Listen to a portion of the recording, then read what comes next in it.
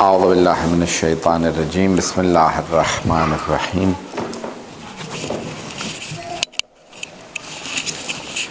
الحمد للہ الذی نور قلوب العارفین بنور معرفتہ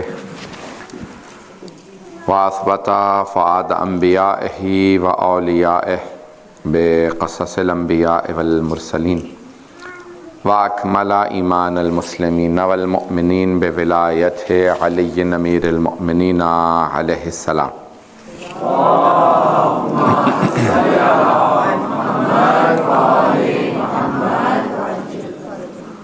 والصلاة والسلام والتحية والإكرام على أفضل الموجودات العبد المؤيد والرسول المسدد المصطفى الأمجد المحمود الأحمد أعني أبا القاسم محمد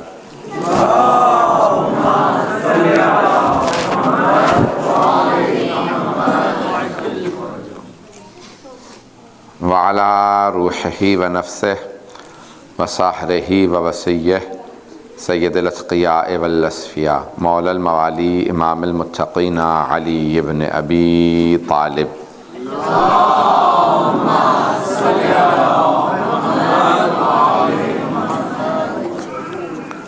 وعلى أوصيائه لا سيما بقية الله في الأرضين روحي وأرواح العالمين لتراب مقدمه الفداء واللعنة الدائمة على أعدائهم أجمعين من الآن إلى قيام يوم الدين اما بعد فقد قال الله الحكيم في كتابه الكريم بسم الله الرحمن الرحيم فأقم وجهك للدين حنيفا فطرة الله التي فطر الناس عليها لا تبديل لخلق الله ذلك الدين القيم ولكن أكثر الناس لا يعلمون صدق الله العلي العظيم صلوات اللهم صل على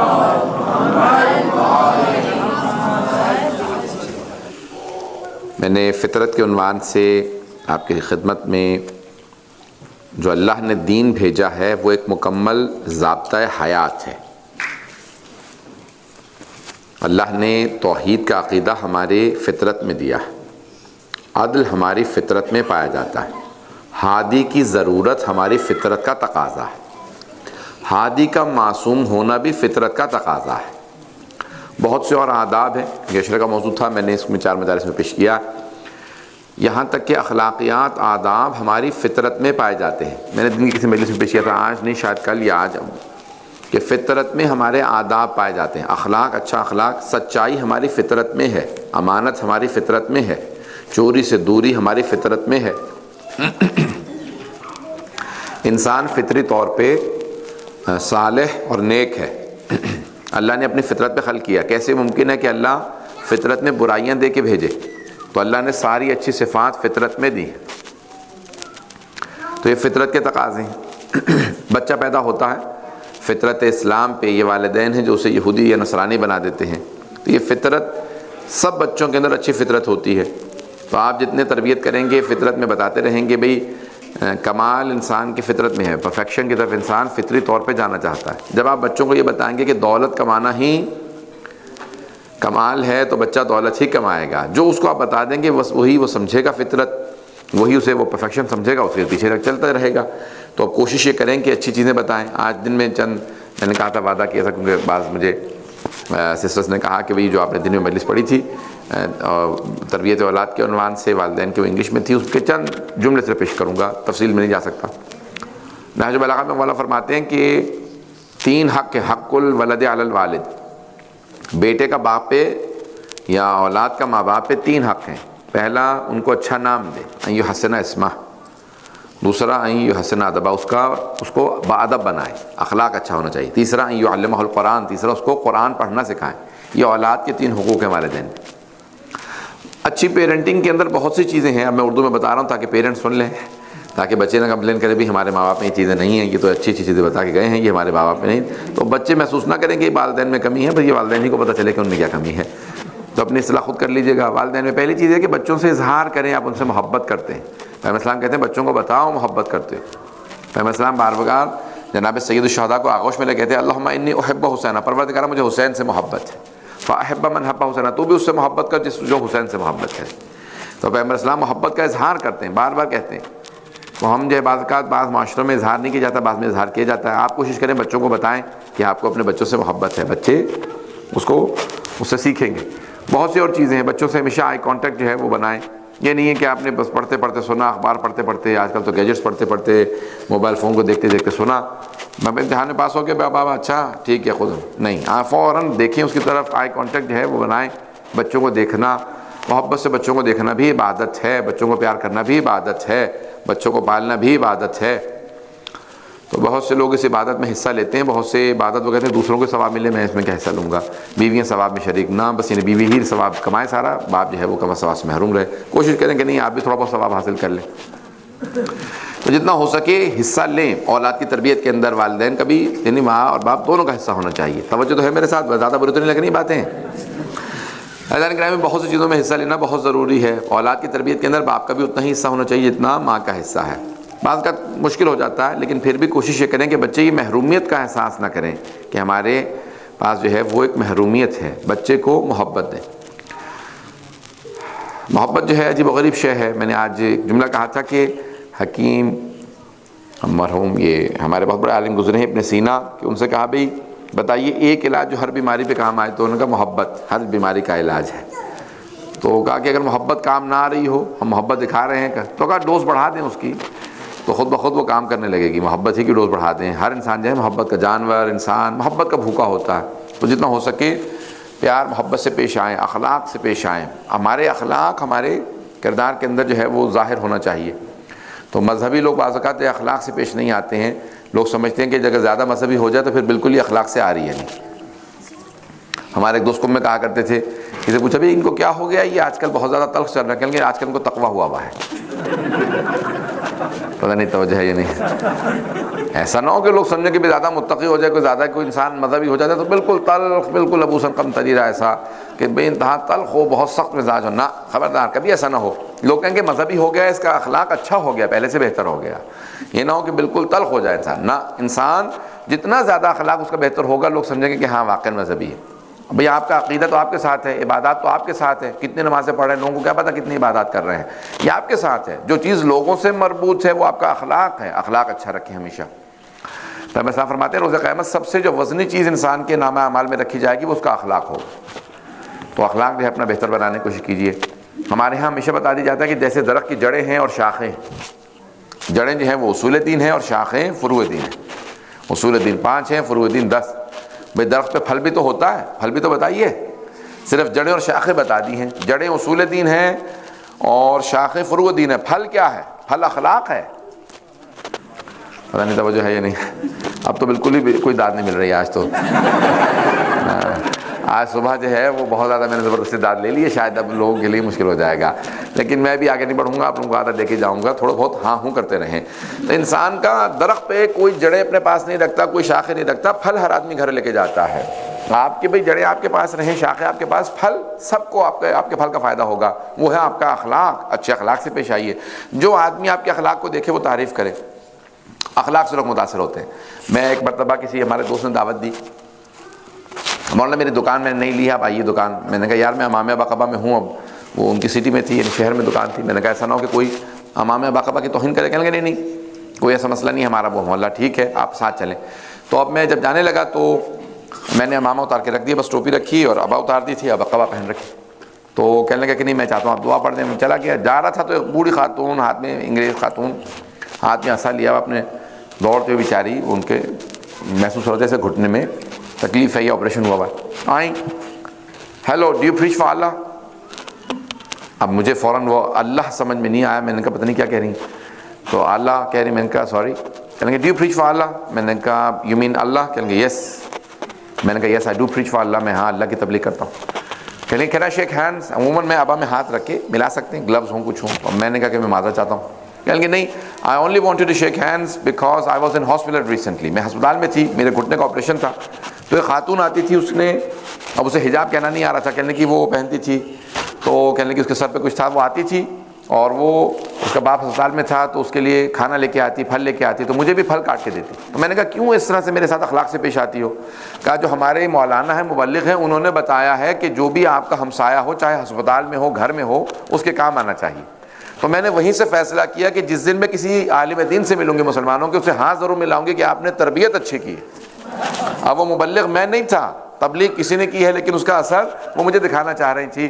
عزیزان گرامی، اچھا اخلاق ہمارے اسلامی ممالک کے اندر مبلغ عالم دین ہوتا ہے. اس ملک کے اندر آپ میں سے ہر انسان مبلغ. آپ سب تبلیغ کر رہے ہیں، اپنے اخلاق سے تبلیغ کیجیے. توجہ تو ہے؟ عزیزان گرامی، اپنے اخلاق سے تبلیغ کیجیے. بہت بڑے عالم دین اہل سنت کے، وہ کہتے ہیں میں اپنے گھر سے بیٹھتا بس میں ہر روز لندن میں، بس کے سامنے، بس اسٹاپ کے سامنے مسجد تھی، وہیں پہ اترتا، بس میں بیٹھ جاتا. تو کہنے لگے کہ بھی ایک دن 2 سال ہو گئے تھے، کہنے لگے اکثر وہی ٹائم وہی ہوتا تھا، تو وہی بس ڈرائیور ہوتا تھا عام طور سے. تو وہ دیکھتا بھائی اس نے پہنا ہوا ہے امامہ بقوا، یا امامہ بقوا نہیں، وہ اہل سنت تھے، انہوں نے ٹوپی پہن رکھی ہے. تو جانتے تھے بھائی یہ عالم دین ہے، کوئی مبلغ ہے، کوئی پریچر ہے. تو ہر روز یہ مسجد کے سامنے اترتا ہے، یہ کوئی مبلغ ہوگا، پریسٹ ہوگا. تو ایک دن یہ کہنے لگے میں نے ٹکٹ لی، اور ٹکٹ جب میں نے خریدی بس کی ٹکٹ، تو کہنے لگے کہ اس نے مجھے چینج واپس کیا. تو میں نے دیکھا کہ اس میں 20 پینس زیادہ ہے. 1 پاؤنڈ ہوتا ہے برطانیہ میں، اس میں 100 پینس ہوتے ہیں، 100 پینس. تو کہنے لگے 20 پی کا اس نے سکہ اضافی دے دیا. تو کہنے لگے میں آ کے بیٹھا، میں نے دیکھا کہ کوائن زیادہ ہے. تو پھر میں نے کہا میں واپس کر دوں گا. پھر میں نے سوچا کہ کیا واپس کروں، 20 پینس ہی تو ہیں، کون سا کوئی اتنا بڑا ہے. پھر کہنے لگے نہیں 20 پینس کیا ہوا، مجھے واپس کرنے چاہیے. توجہ ہے؟ کہنے پھر سوچنے لگا کہ نہیں 20 اتنا میں ٹیکس دیتا ہوں کہ 20 پینس واپس بھی آ گئے تو کون سی بڑی بات ہے. پھر کہنے لگا نہیں 20 پینس ہیں، واپس کرنے چاہیے، ٹیکس میں سے آتے ہیں. پھر کہنے لگے میں پورا راستہ جھگڑتا رہا، اپنے آپ سے لڑتا رہا، واپس کروں نہ کروں. پھر جیسے ہی بس رکی تو میں دوڑتا ہوا گیا. میں نے بس ڈرائیور سے کہا کہ بھئی میں یہ اترنا چاہتا ہوں، یہ تم نے غلطی سے 20 پینس مجھے زیادہ دے دیے تھے. کہنے لگے غلطی سے نہیں دیے تھے، جان بوجھ کے دیے تھے. کہنے لگے جان بوجھ کے کیوں دیے تھے؟ کہنے لگے آپ یہ مسجد پہ اترتے ہیں نا ہمیشہ. کہنے لگے ہاں. کہنے لگے میں اپوائنٹمنٹ بنانا چاہتا تھا، میں بہت متاثر ہوں اسلام سے، اپوائنٹمنٹ اسلام سیکھنا چاہتا تھا. تو میں دیکھنا چاہتا تھا آپ اس لائق ہیں آپ سے سیکھوں یا نہ سیکھوں. تو میں نے آپ کو 20 پینس ایکسٹرا دینے کے بعد جاننا چاہا کہ واقعاً اگر اسلام اتنا ہی اہل ہے کہ اسلام کو اپنایا جائے تو اس کا مبلغ 20 پینس تک کی خیانت نہیں کرے گا. مجھے اپوائنٹمنٹ دے دی. کہیں گے میں نے اپوائنٹمنٹ دی، اترا اور کہیں گے میں بہت رویا کہ پروردگارہ ابھی میں 20 پینس پہ دین بیچنے والا تھا. پتہ نہیں توجہ ہے یا نہیں ہے. 20 پینس پہ دین بیچنے والا تھا. بھائی 20 پینس پہ کبھی سودا نہ کیجیے گا. میں تو کہتا ہوں 20 ملین پہ بھی سودا نہ کیجیے گا، دین کا کبھی سودا نہ کریں. اپنے بچوں کو تربیت کریں کہ ہم اپنے دین کو ایسے پیش کریں کہ جو دیکھے وہ کہے اگر یہ مسلمان ہے میں بھی مسلمان ہوتا ہوں. عزیزان کرام، اپنے اخلاق سے متاثر کریں لوگوں کو. جہاں جائیں مسکرا کے بات کریں. میں نے پہلے بھی کہا تھا مسکرانا جو ہے نا وہ بے انتہا اثر انداز ہوتا ہے. اخلاق، آپ کا آداب، چھوٹی چھوٹی بات پہ پلیز کہہ کے بات کرنا، تھینک یو کہہ کے بات کرنا. یہ بات سے بہت غوروں میں ہوتی ہے ہمارے ہاں. تو ماشاءاللہ جو مذہبی لوگ ہو جاتے ہیں وہ ان میں بالکل ہی مفقود ہونے لگتی ہیں. نہیں، بالکل کوشش کریں کہ انسان اخلاق سے پلیز تھینک یو، ان سے کچھ نہیں ہوتا، ثواب بھی ملتا ہے. پتہ نہیں ہیں آپ لوگ یا نہیں ہیں؟ ہیں نا انشاءاللہ. تو عزیزان گرامی، جتنا ہو سکے اخلاق اپنائیے. اپنا اخلاق جتنا اچھا ہوگا آپ کا اتنا ہی آپ کو ثواب بھی ملے گا، اسلام کی نمائندگی بھی اچھی کریں گے. عزیزان گرامی، لوگ اتنی توقعات لگا لیتے ہیں یہ مسلمان ہیں، یہ عالم دین ہیں، یہ تو کتنی توقعات لگا لیتے ہیں، یہاں تک کہ ان کی توقعات امیدیں بہت زیادہ بڑھ جاتی ہیں. جتنا ہو سکے اخلاق سے پیش آئیں. میں آج امام رضا سے متعلق پیش کرنا چاہتا ہوں. دن کی بہت سی چیزیں تھیں لیکن میں انشاءاللہ پیش کروں گا. امام علی بن موسیٰ رضا آج روز شہادت گزر گیا ہے، مغرب کے بعد کا وقت ہے، لیکن انہوں نے وعدہ کیا تھا پیش کریں گے. اب کل ظاہراً پہلی ربیع الاول ہو گئی، بہرحال یورپ امریکہ میں تو ہو گئی، یہاں کا مجھے پتہ نہیں. تو اب عزیزان گرامی میں پیش کرنا چاہ رہا ہوں، سنیں گے امام رضا سے متعلق.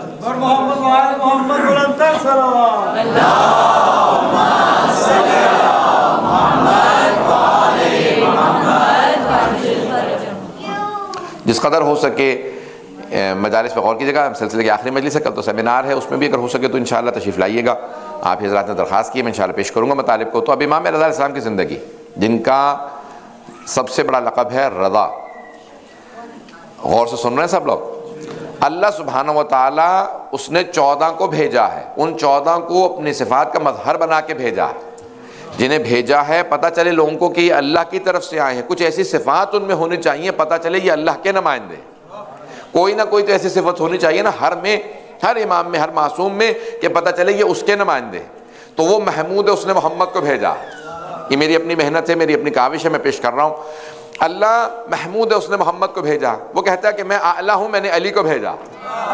میں فاطر السماوات والارض ہوں، میں نے فاطمہ کو بھیجا. میں محسن ہوں، میں نے حسن کو بھیجا. میں قدیم الاحسان ہوں، میں نے حسین کو بھیجا.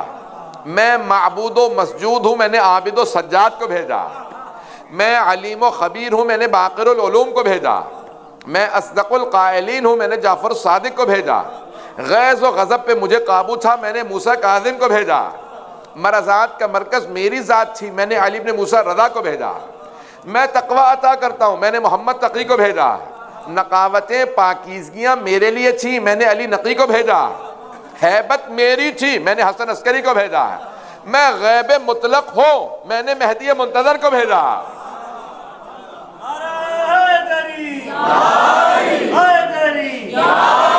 محمد وآل محمد صلوات۔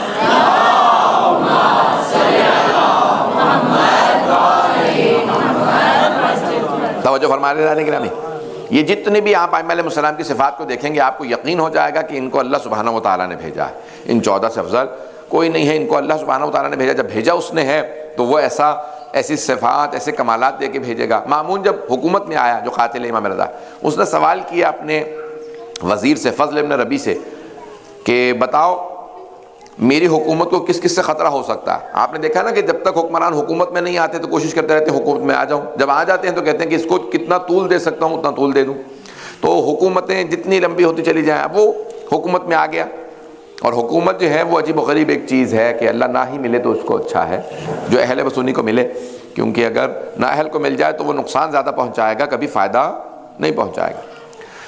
تو اب مامون کو جیسی حکومت ملی اس نے کہا بھئی اپنے وزیر سے فضل ابن ربی سے پوچھا بتاؤ مجھے کس کس سے میری حکومت کو خطرہ ہو سکتا ہے؟ اس نے کہا 3 لوگوں سے، ایک تو تیرا بھائی امین، کہنے کہ وہ تو بہت بے وقوف ہے، اسے میں قتل کر دوں گا۔ بھائی کو دیکھیں حکومت کیسی ہوتی ہے، بھائی بھائی کو مار دیتا ہے، بیٹا باپ کو مار دیتا ہے۔ مغلوں نے بھی ایسا کیا، عباسیوں نے کیا، کس نے باپ کو مارا حکومت کی خاطر۔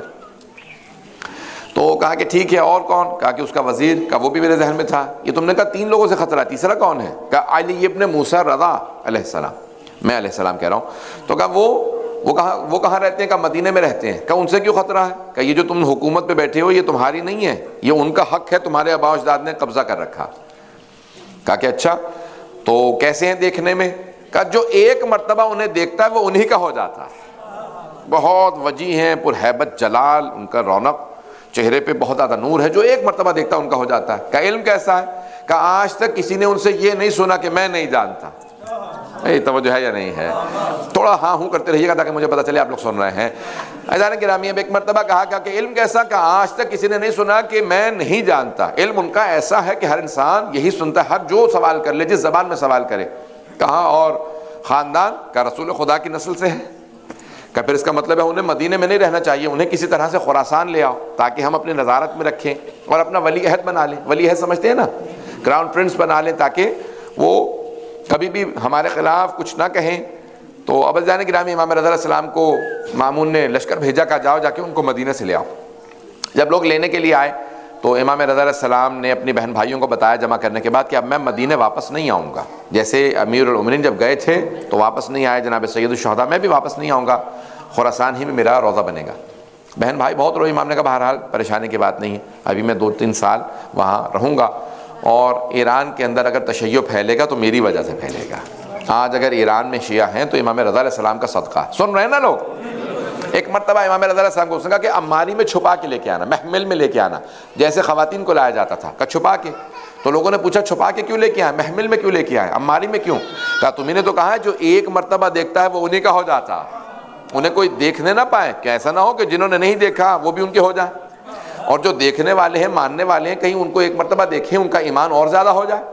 تو انہیں چھپا کے لے کے آؤ، کوئی ان سے سوال نہ کر سکے، کوئی بات نہ کر سکے، لے کے امام علیہ السلام کو چلے۔ اب آپ کو پتہ ہے کہ ایران کے اندر بے انتہا نیشنلزم ہوتا ہے، بے انتہا ابھی تک ہے، تو ایک نیشنلزم ہے ان کے اندر، ایک نسلی تعصب ہے۔ سارے ایرانی جمع ہو گئے دیکھنے کے لیے 8ویں امام کو۔ کبھی ہمارا شاہی خاندان سب سے ہمارا بڑا خاندان، ان کے ہمارے خاندان کی ایک بیوی ہے نام شہربانو تھا۔ عربوں کا جو بہترین خاندان ہے وہ بنی ہاشم ہے، بنی ہاشم میں بہا کے گئی ہیں جناب شہربانو کسی حسین سے، یہ جو آ رہے ہیں یہ عربوں اور ایرانیوں کی بہترین نسل سے ہیں۔ اب سب لوگ صرف دیکھنا چاہتے تھے، جہاں سے امام گزرتے اگر کوئی دیکھ لیتا تو امام کو دیکھ کے گریہ کرنے لگتا۔ امام علیہ السلام جہاں پہ بھی رخ رونق، جہاں نماز کے لیے اترتے سب لوگ افراد گرویدہ ہوتے جاتے۔ وہ جو مامون کے لوگ لینے گئے تھے امام کی عبادت کو دیکھ کے شیعہ ہو گئے تھے، ان میں سے اکثر جو ساتھ صرف چل رہے تھے وہ امام کی عبادت کو دیکھتے، کہا ان کا ہیبت جلال، ان کی عبادت، دن رات عبادت، اس طرح سے عبادت کرتے ہیں، ان کی شخصیت۔ عزیزان گرامی، ہمارے بڑے بڑے علماء کو اگر آپ دیکھیں، لوگ ان کی شخصیت سے متاثر ہوتے ہیں، اور اگر امام معصوم تشریف لے آئے، اب سوچیے ان کی شخصیت کیسی ہوگی۔ تو اب مامون نے جتنے لوگوں کو بھیجا وہ سب کے سب امام کے معتقد ہو گئے، امام پہ ایمان لے کے آ رہے تھے، لیکن سب تقیے میں تھے، اپنا ایمان چھپا رکھا تھا، کوئی اظہار نہیں کرتا تھا، مامون کو پتہ چل گیا تو ہمیں قتل کروا دے گا، تو اب سب خاموش تھے۔ امام چلے، ایک مرتبہ نیشا پور کے مقام پہ پہنچے، حدیث سلسلۃ الذہب سن رکھی ہوگی سب لوگوں نے، سب بولیے یا ہاں یا نہ، سناؤں یا نہ سناؤں؟ سنا دوں، چلیں سن لیجیے جلدی سے، بہت تیزی سے پیش کروں گا۔ نیشا پور میں 16,000 محدثین، 16,000 محدثین، ایکسپرٹس آف حدیث موجود تھے، زیادہ تر اہل سنت تھے، زیادہ تر سنی تھے، شیعہ نہیں تھے۔ صرف ایک حدیث کا، بھئی یہ امام ہے، جیسے بھی ہوں امام تو ہے، ان سے ایک حدیث سنیں گے رسول خدا کی، محدثین جمع ہو گئے، سارے محدثین جمع، اور ایک مرتبہ بڑے بڑے محدثین امام کی اونٹنی کی مہار کو پکڑ کے چل رہے تھے۔ جیسے امام نیشا پور کے خاص مقام پہ پہنچے جہاں پہ قدم گاہ ہے آج، امام پہنچے تو سارے محدثین نے کہا ہے فرزند رسول ایک حدیث اپنے جد رسول خدا سے بیان فرما دے۔ امام نے اب مالی کا پردہ کھولا، رخ نورک باہر نکالا، جیسے چہرہ باہر دیکھا امام علیہ السلام کا تو سارے محدثین رونے لگے کہ ہم نے اپنی زندگی میں اتنا پرنور چہرہ نہیں دیکھا۔ امام علیہ السلام نے کہا میں اپنے بابا موسیٰ کاظم سے بیان کرتا، میرے بابا میرے دادا جعفر صادق سے بیان کرتے، میرے دادا اپنے والد محمد باقر سے بیان کرتے ہیں، پتہ نہیں توجہ ہے یا نہیں ہے، وہ اپنے والد زین العابدین سے بیان کرتے ہیں، وہ اپنے والد سید امام حسین سے بیان کرتے ہیں، سید الشہداء سے بیان کرتے ہیں، وہ اپنے والد علی بن ابی طالب سے، وہ رسول خدا سے کہ جبرائیل نے کہا کہ اللہ سبحانہ و تعالیٰ کہتا، یعنی حدیث قدسی ہے۔ امام احمد بن حنبل اپنی کتاب مسند احمد بن حنبل میں کہتے ہیں کہ اگر اس حدیث کی سلسلہ سند کو کسی مجنون پہ پڑھا جائے تو اسے افاقہ ہو جائے گا، کسی بیمار پہ پڑھا جائے تو اسے شفا مل جائے گی۔ پوچھا کیوں؟ کہ یہ واحد حدیث ہے جس کے سلسلہ سند میں سارے معصوم ہیں، اسی لیے اس حدیث کو شیعہ سنی کتابوں میں حدیث سلسلۃ الذہب کہا جاتا ہے۔ ذہب کہتے ہیں سونے کو، chain of narration, golden chain of narration, یعنی جو پوری حدیث سلسلہ سند کے حساب سے سونے کی ہے۔ امام نے حدیث کے بیان کی، اب سب سن رہے ہیں، امام بول رہے تھے، 16,000 قلم چل رہے تھے، 16,000 قلم ایک مرتبہ کاغذ پہ آئے، چلنے لگے۔ امام نے فرمایا، کہا کہ میں یہ ساری سلسلہ سند کو کہا کہ اللہ سبحانہ و تعالیٰ فرماتا ہے کلمۃ لا الہ الا اللہ حصنی فمن دخل حصنی امن من عذابی، کلمہ لا الہ الا اللہ میرا قلعہ ہے، is my castle, this word لا الہ الا اللہ there is no God but Allah is my castle، یہ میرا قلعہ، فمن دخل حصنی امن من عذابی، جو بھی میرے قلعے میں داخل ہو گیا وہ میرے عذاب سے بچ گیا، جس نے لا الہ الا اللہ کا وہ میرے عذاب سے بچ گیا۔ امام نے یہ کہا اور اماری کا پردہ گرا دیا، آواز دی میری اونٹنی کو چلا دو۔ اب سب لکھ رہے تھے، جب سب نے لکھ لیا ایک مرتبہ قلم روکے، کہا کیا مطلب؟ صرف لا الہ الا اللہ کہیں جنت میں چلے جائیں گے؟ جب سب کو لمحہ فکریہ دیا، کچھ فوڈ فار تھاٹ دیا، جب سب سوچنے پہ مجبور ہوئے صرف لا الہ الا اللہ سے، ارے یہ امام خود فرما رہے ہیں کہ لا الہ الا اللہ کہو گے اللہ کے عذاب سے بچ گئے۔ امام نے کہا رک جاؤ، ایک مرتبہ دوبارہ اماری کا پردہ ہٹایا، امام نے کہا بے شروطہا، اس لا الہ الا اللہ کی کچھ شرائط ہیں، کچھ کنڈیشنز ہیں، وَأَنَا مِن شُرُوطِهَا، لا الہ الا اللہ کی شرائط میں سے ایک شرط، میں علی بن موسیٰ رضا ہوں، میں خود اس کی شرائط میں لا الہ الا اللہ کی شرائط میں ہوں۔ نہیں ہے، مجمع گھبرایا بیٹھا ہے۔ حضرت گرامی امام فرماتے ہیں میں لا الہ الا اللہ توحید، کلمہ توحید کی شرائط کنڈیشنز میں سے ہوں، شرائط میں سے ہوں۔ اب یہ سارے شیعہ سنی علماء نے اپنی کتابوں میں حدیث لکھی ہے امام معصوم سے، حضرت گرامی جو توحید کی شرائط میں ہو، یعنی جو انہیں نہ مانے اس کی توحید بھی قبول نہیں ہے، پتہ نہیں ہے یا نہیں ہے۔ اب امام پہنچے، جیسے ہی پہنچے مشہد تو فوراً خراسان میں استقبال ہونے لگا۔ مامون نے فوراً کہا کہ فرزند رسول آپ میرے ولی عہد بن جائیے۔ امام نے کہا ابھی تو پہلا دن ہے، میں ولی عہد نہیں بننا چاہتا۔ کہا نہیں، آپ کو ولی عہد بننا پڑے گا، کراؤن پرنس بننا پڑے گا۔ امام نے کہا اگر زبردستی ہے تو دو چاہے لکھ دے، اور اگر مجھ سے پوچھنا چاہتا ہے تو میں راضی نہیں ہوں، میں کوئی کنڈیشن قبول نہیں کرتا۔ کہا نہیں، آپ کو ولی عہد بننا ہوگا۔ امام نے کہا پھر تیری مرضی ہے، اگر تو لکھنا چاہتا ہے لکھ دے، پتہ نہیں توجہ ہے یا نہیں۔ بھئی ابھی امام راستے میں بتا کے آئے میں توحید کی شرائط میں ہوں، اس کی ولی عہدی کی حیثیت کیا؟ میں تو اللہ سبحانہ و تعالیٰ کی جو توحید ہے میں تو اس کی شرائط میں ہوں۔ یہ آدمی اپنے مجھے ولی عہد بنا کے اپنی انڈورسمنٹ لے رہا ہے، پتہ نہیں توجہ ہے یا نہیں۔ بھئی یہ جب سارے خلیفہ بن جاتے تھے، خلیفہ بننے کے بعد سب سے بیعت لے لی تو پھر خاموش ہو کے بیٹھ جاؤ کہ تمہیں خلافت بھی مل گئی ہے، لیکن وہ خود بھی جانتے تھے جب تک امام معصوم تائید نہ کرے خلافت کسی کام کی نہیں۔ اور ائمہ تائید کرتے نہیں تھے. پریشانی کس بات کی؟ اس کا مطلب ہے کہ جب تک یہ تائید نہ کریں، ان سب کا مسلسل ائمہ سے بیعت مانگنا اس بات کی علامت ہے. خود بھی جانتے تھے یہ خلافت کچھ نہیں ہے، حق انہی کے پاس ہے. وہ خود بھی جانتے تھے کہ انہی کے پاس حق ہے. اب جانے گرامی ہے، ایک مرتبہ مأمون نے ولی عہدی کا معاملہ چھیڑا اور اس کے بعد امام کے نام کے ساتھ ولی عہد لکھنے لگا. کہا امام کے نام سے سکہ جاری کر دیا جائے. سکہ، سونے چاندی کے سکے رائج ہو گئے، درہم و دینار. سنیں گے چلتا رہوں گا. تو ایک مرتبہ مأمون نے سارے خراسان میں اعلان کروا دیا کہ امام رضا علیہ السلام ہمارے ولی عہد ہیں. اب جو کچھ ماننے والے تھے، کچھ نہ ماننے والے، جو ماننے والے تھے وہ شک میں آ گئے. کبھی امام نے ولی عہدی کیسے قبول کر لی؟ اب لوگ ملنے کے لیے آتے تو بہت سے لوگ ملنے کے لیے آئے. ایک مثال کے طور پہ 2 افراد آئے، ایک ہی بستی سے اٹھے، گاؤں سے اٹھے اور آئے خراسان امام سے ملنے کے لیے. مرو میں آئے، خراسان پہنچے، مشرق کے قریب. اب آئے دونوں نے، آنے کے بعد سوال کیا، کہا کہ بھئی مولا ہم دونوں ایک ہی بستی سے آئے ہیں، اتنے دن یہاں پہ رہیں گے، مثال کے طور پہ 4-5 دن رہیں گے، بتائیے ہماری نماز قصر ہے یا تمام؟ نماز ہماری 2 رکعت ہے ظہر اثر عشاء کی یا کہ 4 رکعت ہے؟ تو امام نے دونوں کو دیکھنے کے بعد کہا اس کی قصر ہے، تیری تمام ہے. جسے کہا کہ تیری تمام ہے. دیکھیں اگر سفر غصبی ہو نا، جائز سفر نہ ہو تو نماز تمام ہوتی ہے. اگر ایک آدمی نیت کر کے جائے میں جا رہا ہوں دوسرے شہر جا رہا ہوں چوری کے لیے، اب نماز قصر نہیں پڑھ سکتا کیونکہ گناہ کے لیے جا رہا ہے. سفر کا جائز ہونا ضروری ہے. اگر سفر جائز نہ ہو تو نماز قصر نہیں پڑھ سکتا. پتہ نہیں توجہ ہے یا نہیں ہے؟ سفر کا مباح ہونا، جائز ہونا ضروری ہے. تو امام نے کہا کہ تیری نماز قصر ہے، اس کی تمام. جسے کہا نا کہ نماز تیری تمام ہے، اسے بہت زیادہ غصہ چڑھا. اس نے کہا کہ ہم دونوں ساتھ چلے، ساتھ ہی واپس چلے جائیں گے، اس کی قصر کیوں ہے، میری تمام کیوں ہے؟ کہا کیونکہ یہ مجھ سے ملنے آیا ہے. جو مجھ سے ملنے آیا اس کا سفر جائز ہے. تو مامون سے ملنے آیا ہے، نیت یہی تھی مامون سے ملوں گا، امام رضا سے بھی مل لوں گا. جو امام رضا سے بھی مل لے گا وہ غصبی سفر پہ آیا ہے، اس کا سفر جائز نہیں ہے. وہ جائیں اور جا کے اپنی نماز تمام کرے اور توبہ کرے کہ کیونکہ ظالم سے ملنے آیا ہے، ضمناً امام سے مل رہا ہے. جب نیت یہ ہو کہ امام ہی سے ملنے جا رہا ہو تب انسان کا سفر مباح ہے. پتہ نہیں بات پہنچی ہے یا نہیں پہنچی ہے؟ ہمیشہ نیتوں کو خالص رکھیں. عزیزان کرام ایک مرتبہ مختلف لوگ آنے لگے امام کے امتحان کے لیے. کوئی سوال کرنے آتا، امام مسلسل، اب مامون بحث کرنے لگتا ہے امام سے بار بار، بتائیے یہ ایسا کیوں ہے، شیعوں کا عقیدہ یہ کیوں ہے، یہ کیوں، وہ مختلف چیزیں پوچھتا.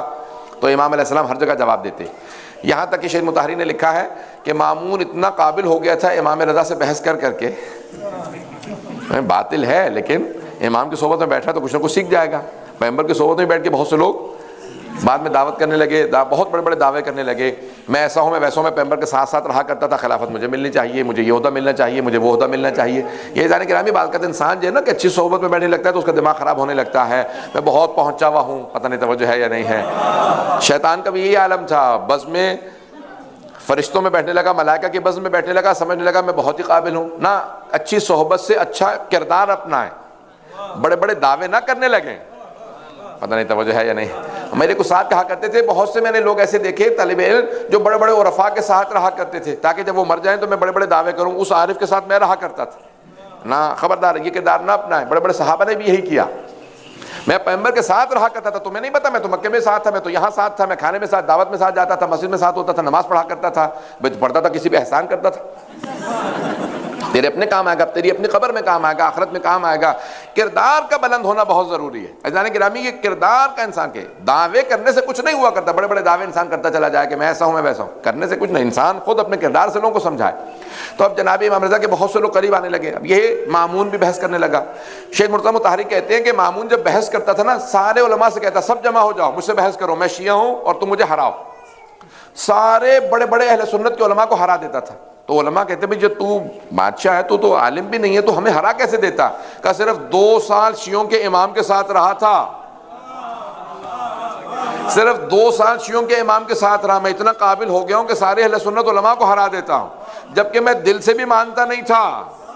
جب دل سے نہیں مانتا تھا میں اتنا قابل ہو گیا ہوں، جو دل سے ماننے والے ان کے طالب علم ہیں انہیں کیسے ہراؤ گے؟ تیاری کرو تاکہ تم شیعوں کو ہرا سکو.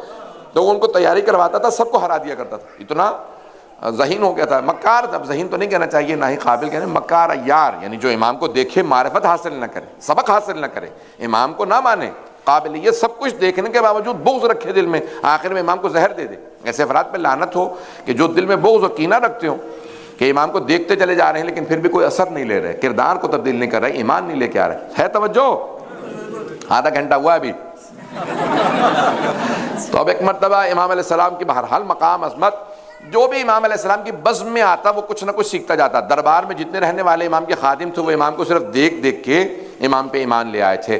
مامون نے مختلف طریقوں سے چاہا کہ شیعوں کی نگاہوں کے اندر امام علیہ السلام گر جائیں، لیکن قدرت کو ضد ہے کہ حق جھکنے نہ پائے، سچائی مٹنے نہ پائے. تو اللہ سبحانہ و تعالی ہمیشہ حق کو بلند رکھتا ہے. تو اب وہ مختلف انداز سے کوشش کرتا ہے کہ کسی طرح سے امام لوگوں کی نظروں میں گر جائیں. مجھے مناظرہ پیش کرنا ہے، وقت گزر رہا ہے، اگر چلیں گے تو میرے ساتھ چلتے رہیے. تو جانے گرامی اس نے کیا کیا، ایک مرتبہ قحط پڑا ہوا تھا مشہد میں، تو اس نے سب کو جمع کیا اور جو ماہرین موسمیات تھے، سمجھتے ہیں جو ایکسپرٹس ہوتے تھے، بتاتے تھے بارش ہوگی نہیں ہوگی، قحط ہے، ڈراؤٹ ہے، بارش ہوگی نہیں ہوگی. سب نے کہا اس سال بھی بارش نہیں ہے، یہ بھی سوکھے کا سال ہے، اس سال بھی بارش نہیں ہوگی. اس نے کہا پھر اطمینان کر لو کہ نہیں ہم یقین سے کہہ رہے ہیں، سب مطمئن ہو کہ ہاں ہم سب کہہ رہے ہیں بارش نہیں ہوگی. کہا بہت ہی اچھا، اب امام رضا کا امتحان ہوگا، بارش تو ہونے والی ہے نہیں، بارش نہیں ہوگی، وہ اپنے شیعوں کی نظروں میں گر جائیں گے. جاؤ ہماری طرف سے کہہ دو کہ وہ نماز استسقاء پڑھیں. استسقاء نماز اسقاء ہے، بارش کے لیے نماز پڑھی جاتی ہے، 2 رکعت نماز مستحب ہے، بارش مانگنے کے لیے 2 رکعت نماز استسقاء پڑھی جاتی ہے. یہ آج کل کے موسمیات کے ماہرین کی طرح سے نہیں تھے کہ مشینوں پہ چلنے والے ہوں اور پھر بھی حساب کتاب غلط کر کے بتا دیں، کہیں گے کل بارش ہوگی اور نہیں ہوتی، اور بعض کا کہتے تھے نہیں ہوگی اور ہو جاتی ہے. میں نے کئی مرتبہ دیکھا ہے کہ بہت بڑے بڑے ایکسپرٹس ہوتے ہیں، کیونکہ مجھے ٹریولنگ زیادہ کرنی ہوتی ہے، میں نے کئی مرتبہ دیکھا پریڈکشنز جو ہے وہ غلط، عام طور سے صحیح ہوتی ہیں لیکن غلطیاں بھی کر جاتی ہیں. آج کل اتنے ایکسپرٹ ہونے کے باوجود بھی کہہ دیتے ہیں لائٹ رین اور اچھی خاصی ہیوی رین ہو جاتی ہے. خود پرسنل تجربہ بتا رہا ہوں، تو جو ہے میرے ساتھ لوگوں کے.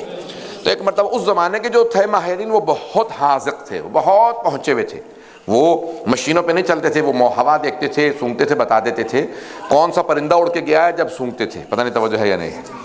چٹانوں پہ نشان دیکھتے تھے، کہتے تھے فلاں قبیلے کا یہاں سے قافلہ گزرا ہے. کبھی چٹانوں پہ ہمیں کچھ نظر نہیں آ رہا، کہ تم میں ہم میں یہ فرق ہے. کھوج لگانے والے، فوجی نہیں، کھوج لگانے والے بڑے بڑے ماہر تھے، بڑے ہوا صرف دیکھتے سنتے آواز بتا دیتے. تو وہ بہت ماہر تھے. انہوں نے کہا بھئی یہاں پہ موسم ایسا ہے کہ اس سال بھی بارش نہیں ہوگی. مامون نے کہا بہت اچھا، جاؤ ہمارے ولی سے کہو نماز استسقاء پڑھیں. امام رضا سے کہا کہ آپ نماز استسقاء پڑھیں. امام نے کہا نہیں آج نہیں پڑھوں گا. کہا کیوں؟ کہا کہ پیغمبر کی اور امیر المومنین کی، میرے جد رسول خدا اور امیر المومنین کی سیرت یہ تھی 3 دن روزہ رکھتے تھے پھر نماز استسقاء پڑھتے تھے. میں بھی کل سے 3 دن روزہ رکھوں گا پھر نماز استسقاء پڑھوں گا تیسرے روزے والے دن. مامون نے کہا یہ تو بہت اچھا ہو گیا، جہاں تک ہو سکتا ہے سب جگہ اعلان کروا دو، جو ماننے والا ہے ایک ہی دفعہ میں سب جگہ پہ اعلان کروا دو یہ نماز پڑھنے والے ہیں. پورے خراسان میں، پورے اس پروونس کے اندر اعلان ہو گیا، بستی بستی قریہ قریہ اعلان ہونے لگا امام رضا نماز استسقاء پڑھیں گے. اب کیا ہوا، جو ماننے والے تھے وہ اس لیے آ گئے کہ امام پڑھ رہے ہیں، جو نہیں ماننے والے تھے وہ اس لیے آ گئے کہ بھئی یہ پڑھ رہے ہیں ہم ان کو تانے دیں گے. پتہ نہیں بات پہنچ رہی نہیں پہنچ رہی. یہ تانے دینا کوئی نئی بات نہیں ہے، یہ پرانی عادتیں ہیں لوگوں کی.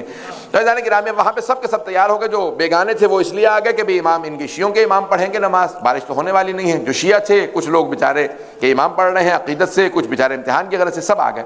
سارا کا سارا مشہد خراسان جمع ہونے لگا. مامون اپنے محل میں بیٹھا بہت خوش کہ بھئی بارش تو ہونی نہیں ہے. امام رضا علیہ السلام چلے. امام نے اپنے امامے کا بند کھولا، نالین اتارے، ابا قبا کو الٹا، کہا خواتین سے کہو وہ بھی ساتھ چلے، بچوں سے کہو وہ بھی چلے، بوڑھے جانور پرندے سب کو لے لو. جب ہزاروں کا مجمع ایک مرتبہ میدان میں اترا، امام نے ایک مرتبہ آواز دی اللہ اکبر. جیسے کہا نا اللہ اکبر تو صدائیں آنے لگی لبیک کی. لبیک کی صداؤں کو سنا مجمع پریشان ہونے لگا. کہا یہ کون ہے، ان کی آواز میں ایسی عجیب و غریب کیفیت ہے، جب یہ زمین پہ قدم رکھتے ہیں تو لگتا ہے کہ زمین خود بتا رہی ہے میں قدموں کے بوسے دے رہی ہوں. امام علیہ السلام کا چلنا تھا، سارا مجمع متحیر و پریشان، سب کے سب رو رہے ہیں. امام کی صرف تکبیر کو سن کے امام نے 2 رکعت نماز استسقاء پڑھی. جیسے ہی نماز تمام ہوئی تو دیکھا کہ بادل آنے لگے. مجمع اٹھ کے دوڑنے لگا. امام نے کہا رک جاؤ، یہ بادل تمہارے لیے نہیں ہے، ساتھ والی بستی کے لیے ہے. پتہ نہیں توجہ ہے یا نہیں ہے. کہ یہ تمہارے ساتھ والی بستی کے لیے، تم رک جاؤ، جب تک میں نہیں کہوں گا تب تک بارش نہیں ہوگی. ایک مرتبہ امام نے کہا میں اپنا تعارف کروا دوں، میں محمد مصطفیٰ کا بیٹا ہوں، میں علی مرتضیٰ کا بیٹا ہوں، میں فاطمہ الزہرا کا بیٹا ہوں. امام نے اپنا تعارف کروایا، بتایا میں کون ہوں، اور ایک مرتبہ ہاتھوں کو بلند کیا، کہ پروردگارہ تجھے میری مظلومیت کا واسطہ ان لوگوں پہ بارش برسا دے. اب ایک مرتبہ بادل آنے لگے. امام نے کہا یہ جو بادل آ رہے ہیں یہ تمہارے بستی کے لیے ہیں، تم جاؤ اپنے اپنے شہر میں واپس چلے جاؤ، یہ بادل آئیں گے. اب ایک مرتبہ بہت تیز سے گرج ہونے لگی اور بادل کڑکنے لگے اور فوراً برسنے لگے. جب برسنے لگے تو فوراً مامون نے کہا بھائی تم سب نے تو کہا تھا بارش نہیں ہونے والی، یہ بارش ہو گئی. تو ان سب ماہرین موسمیات نے کہا ہم خدا کی قسم کھا کے کہتے ہیں بارش نے نہیں ہونا تھا، یہ علی بن موسیٰ رضا کی دعا کا اثر ہے. کہ بارش ہو رہی ہے، مامون نے فوراً کہا تم نے مجھے تو بتا دیا، لوگوں کو مت بتانا، کہیں ایسا نہ ہو کہ جو ایمان نہیں لایا وہ بھی ایمان لے آئے۔ پتہ نہیں بات ہے یا نہیں ہے۔ اب ایک مرتبہ بہت پریشان ہوا کہ ایسی بارش کبھی ہم نے نہیں دیکھی کہ اس طرح سے بارش ہو رہی ہے۔ امام رضا علیہ السلام تشریف لائے، اب جو نہیں مانتا تھا وہ بھی ماننے لگا۔ مامون اور زیادہ پریشان کہ بھی یہ کیا ہے کہ جتنا میں کوشش کرتا ہوں کہ ان کا نام خراب ہو اتنا ہی ان کا نام بڑھتا چلا جا رہا ہے۔ اب آپ کو سمجھ میں آئے ایران میں اتنے شیعہ کیوں ہیں؟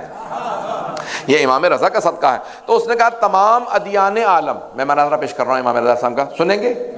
کوشش کروں گا 10 منٹ میں مکمل کر دوں اگر ہو سکا، نہیں تو 5-10 منٹ زیادہ اگر ہوگا تو معذرت چاہوں گا۔ گرامی اس مرتبہ اس نے کہا تمام ادیان ہیں، جتنے دنیا کے بڑے بڑے ریلیجن ہیں اس زمانے میں، کہا تمام کے سب سے بڑے علماء کو دعوت دو ہماری طرف سے، وہ سب آ جائیں اور آنے کے بعد امام سے بحث کریں، مباحثہ کریں، ڈیبیٹ کریں، ڈسکشن کریں، اور کسی طرح سے کوئی ایک انہیں ہرا دے بس ہمارا کام ہو جائے گا۔ میں تمام شیعوں کو پوری زندگی تانے دوں گا کہ دیکھو تم جس امام کو مانتے وہ ڈیبیٹ میں ہار گئے۔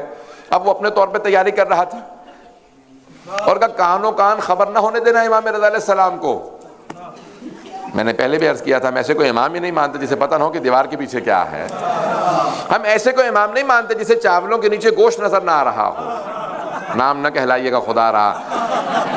تو اب بہت سے ایسے افراد کے جو کہتے تھے کہ بھئی مجھے خانہ کعبہ میں نظر آ جاتا ہے، میں یہاں پہ بیٹھا وہ دیکھ لیتا ہوں، ان کہا بھی چاولوں کو تو نیچے گوشت نظر نہیں آتا، خانہ کعبہ تم دیکھ لیتے ہو یہاں پہ سے بیٹھے۔ تو پتہ نہیں اب یہ میں پہنچ گئی ہو تو پہنچ گئی ہو بات۔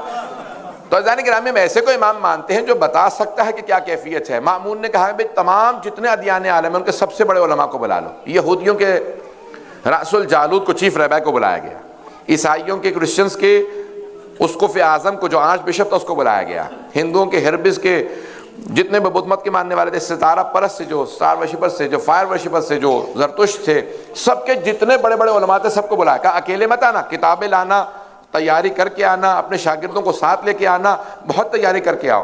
اب لوگ کہنے لگے بھئی یہ سب آئے ہیں، یہ تو اپنی اپنی زبانوں میں بات کریں گے۔ مامون کے تو اور بھی اچھا ہے انہیں سمجھ میں نہ آئے، جب وہ جواب نہیں دے پائیں گے یہی ہماری جو ہے وہ فتح ہو جائے گی۔ بہت خوش ہوا جب سب جمع ہو گئے مامون کے دربار میں، تو اس نے ایک آدمی سے کہا جاؤ جا کے ہمارے ولی عہد کو بلا لاؤ۔ اب وہ جو بلانے جا رہا تھا نا وہ امام کا شیعہ تھا، وہ دل سے شیعہ ہو چکا تھا لیکن تقیہ میں تھا، بتاتا نہیں تھا کہ میں شیعہ ہوں۔ بہت گھبراتا ہوا پہنچا، کہا فرزند رسول آپ کو مامون نے بلایا ہے۔ امام نے کہا بلایا مجھے ہے، گھبرایا ہوا تو ہے، کیا معاملہ ہے؟ کہا نہیں فرزند رسول وہاں وہ مناظرہ کرنے کے لیے تمام ادیان عالم کے علماء جمع ہو گئے۔ امام نے کہا اگر علماء جمع ہو گئے تو کیا تجھے اپنے امام کے علم پہ شک ہے؟ اپنے امام کے علم پہ شک ہے؟ اس نے کہا نہیں مولا آپ کے علم پہ شک نہیں ہے، لیکن یہ جو مناظرہ کرنے والے ہیں نا، یہ جو ڈیبیٹ کرنے والے ہوتے ہیں، یہ گھما پھرا کے سوال ایسے کرتے ہیں، سوال کچھ ہوتا ہے جواب کچھ بنتا ہے۔ امام نے کہا سن، جب میں ہر عالم کو اسی کی کتاب سے اسی کی زبان میں جواب دوں گا تو چہرہ میرا نہیں مامون کا دیکھنے والا ہوگا۔ بات واضح ہو رہی ہے ذہن کے نام؟ سنیں گے مناظرہ یا مثالیں اگر کہیں تو؟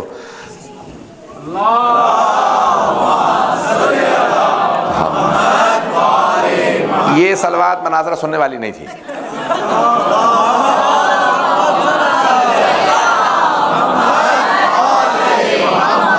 وعجل فرجہ۔ تو ایک مرتبہ امام رضا علیہ السلام نے کہا کہ بھئی تو عراق کا رہنے والا ہے، ذرا بتا یہ معاملہ کیا ہے، تم کیا سمجھ رہے ہو، میرے شیعہ کیا سمجھ رہے ہیں کہ مامون نے مناظرہ کیوں رکھوایا ہے؟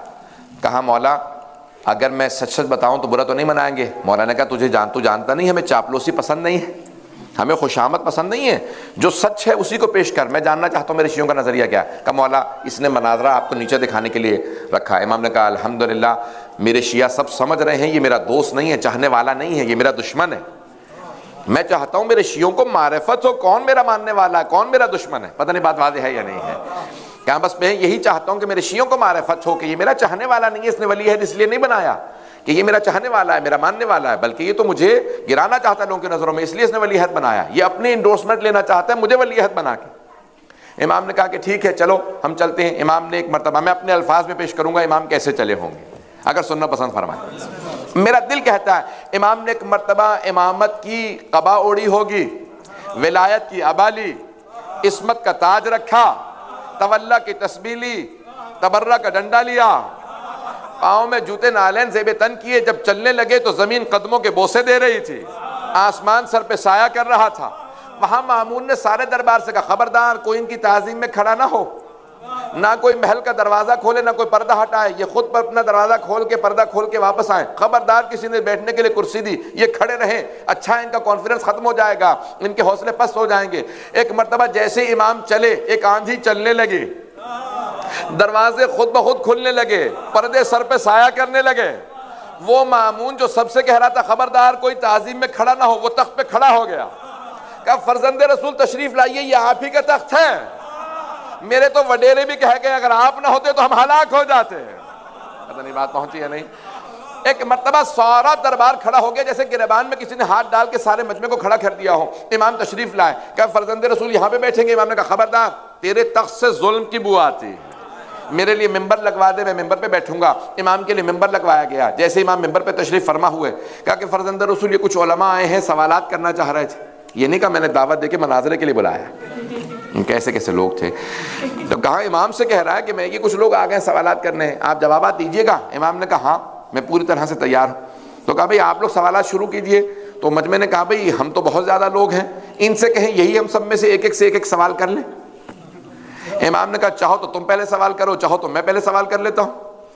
بہت پریشان ہوا کہ اتنے کانفیڈنٹ، اتنے علماء، اتنے لوگ، اور یہ اکیلے آدمی سب سے مناظرہ کریں گے، کہتے ہیں تم سوال کرنا چاہو تو تم پہلے سوال کر لو، چاہو تو میں پہلے سوال کر لیتا ہوں۔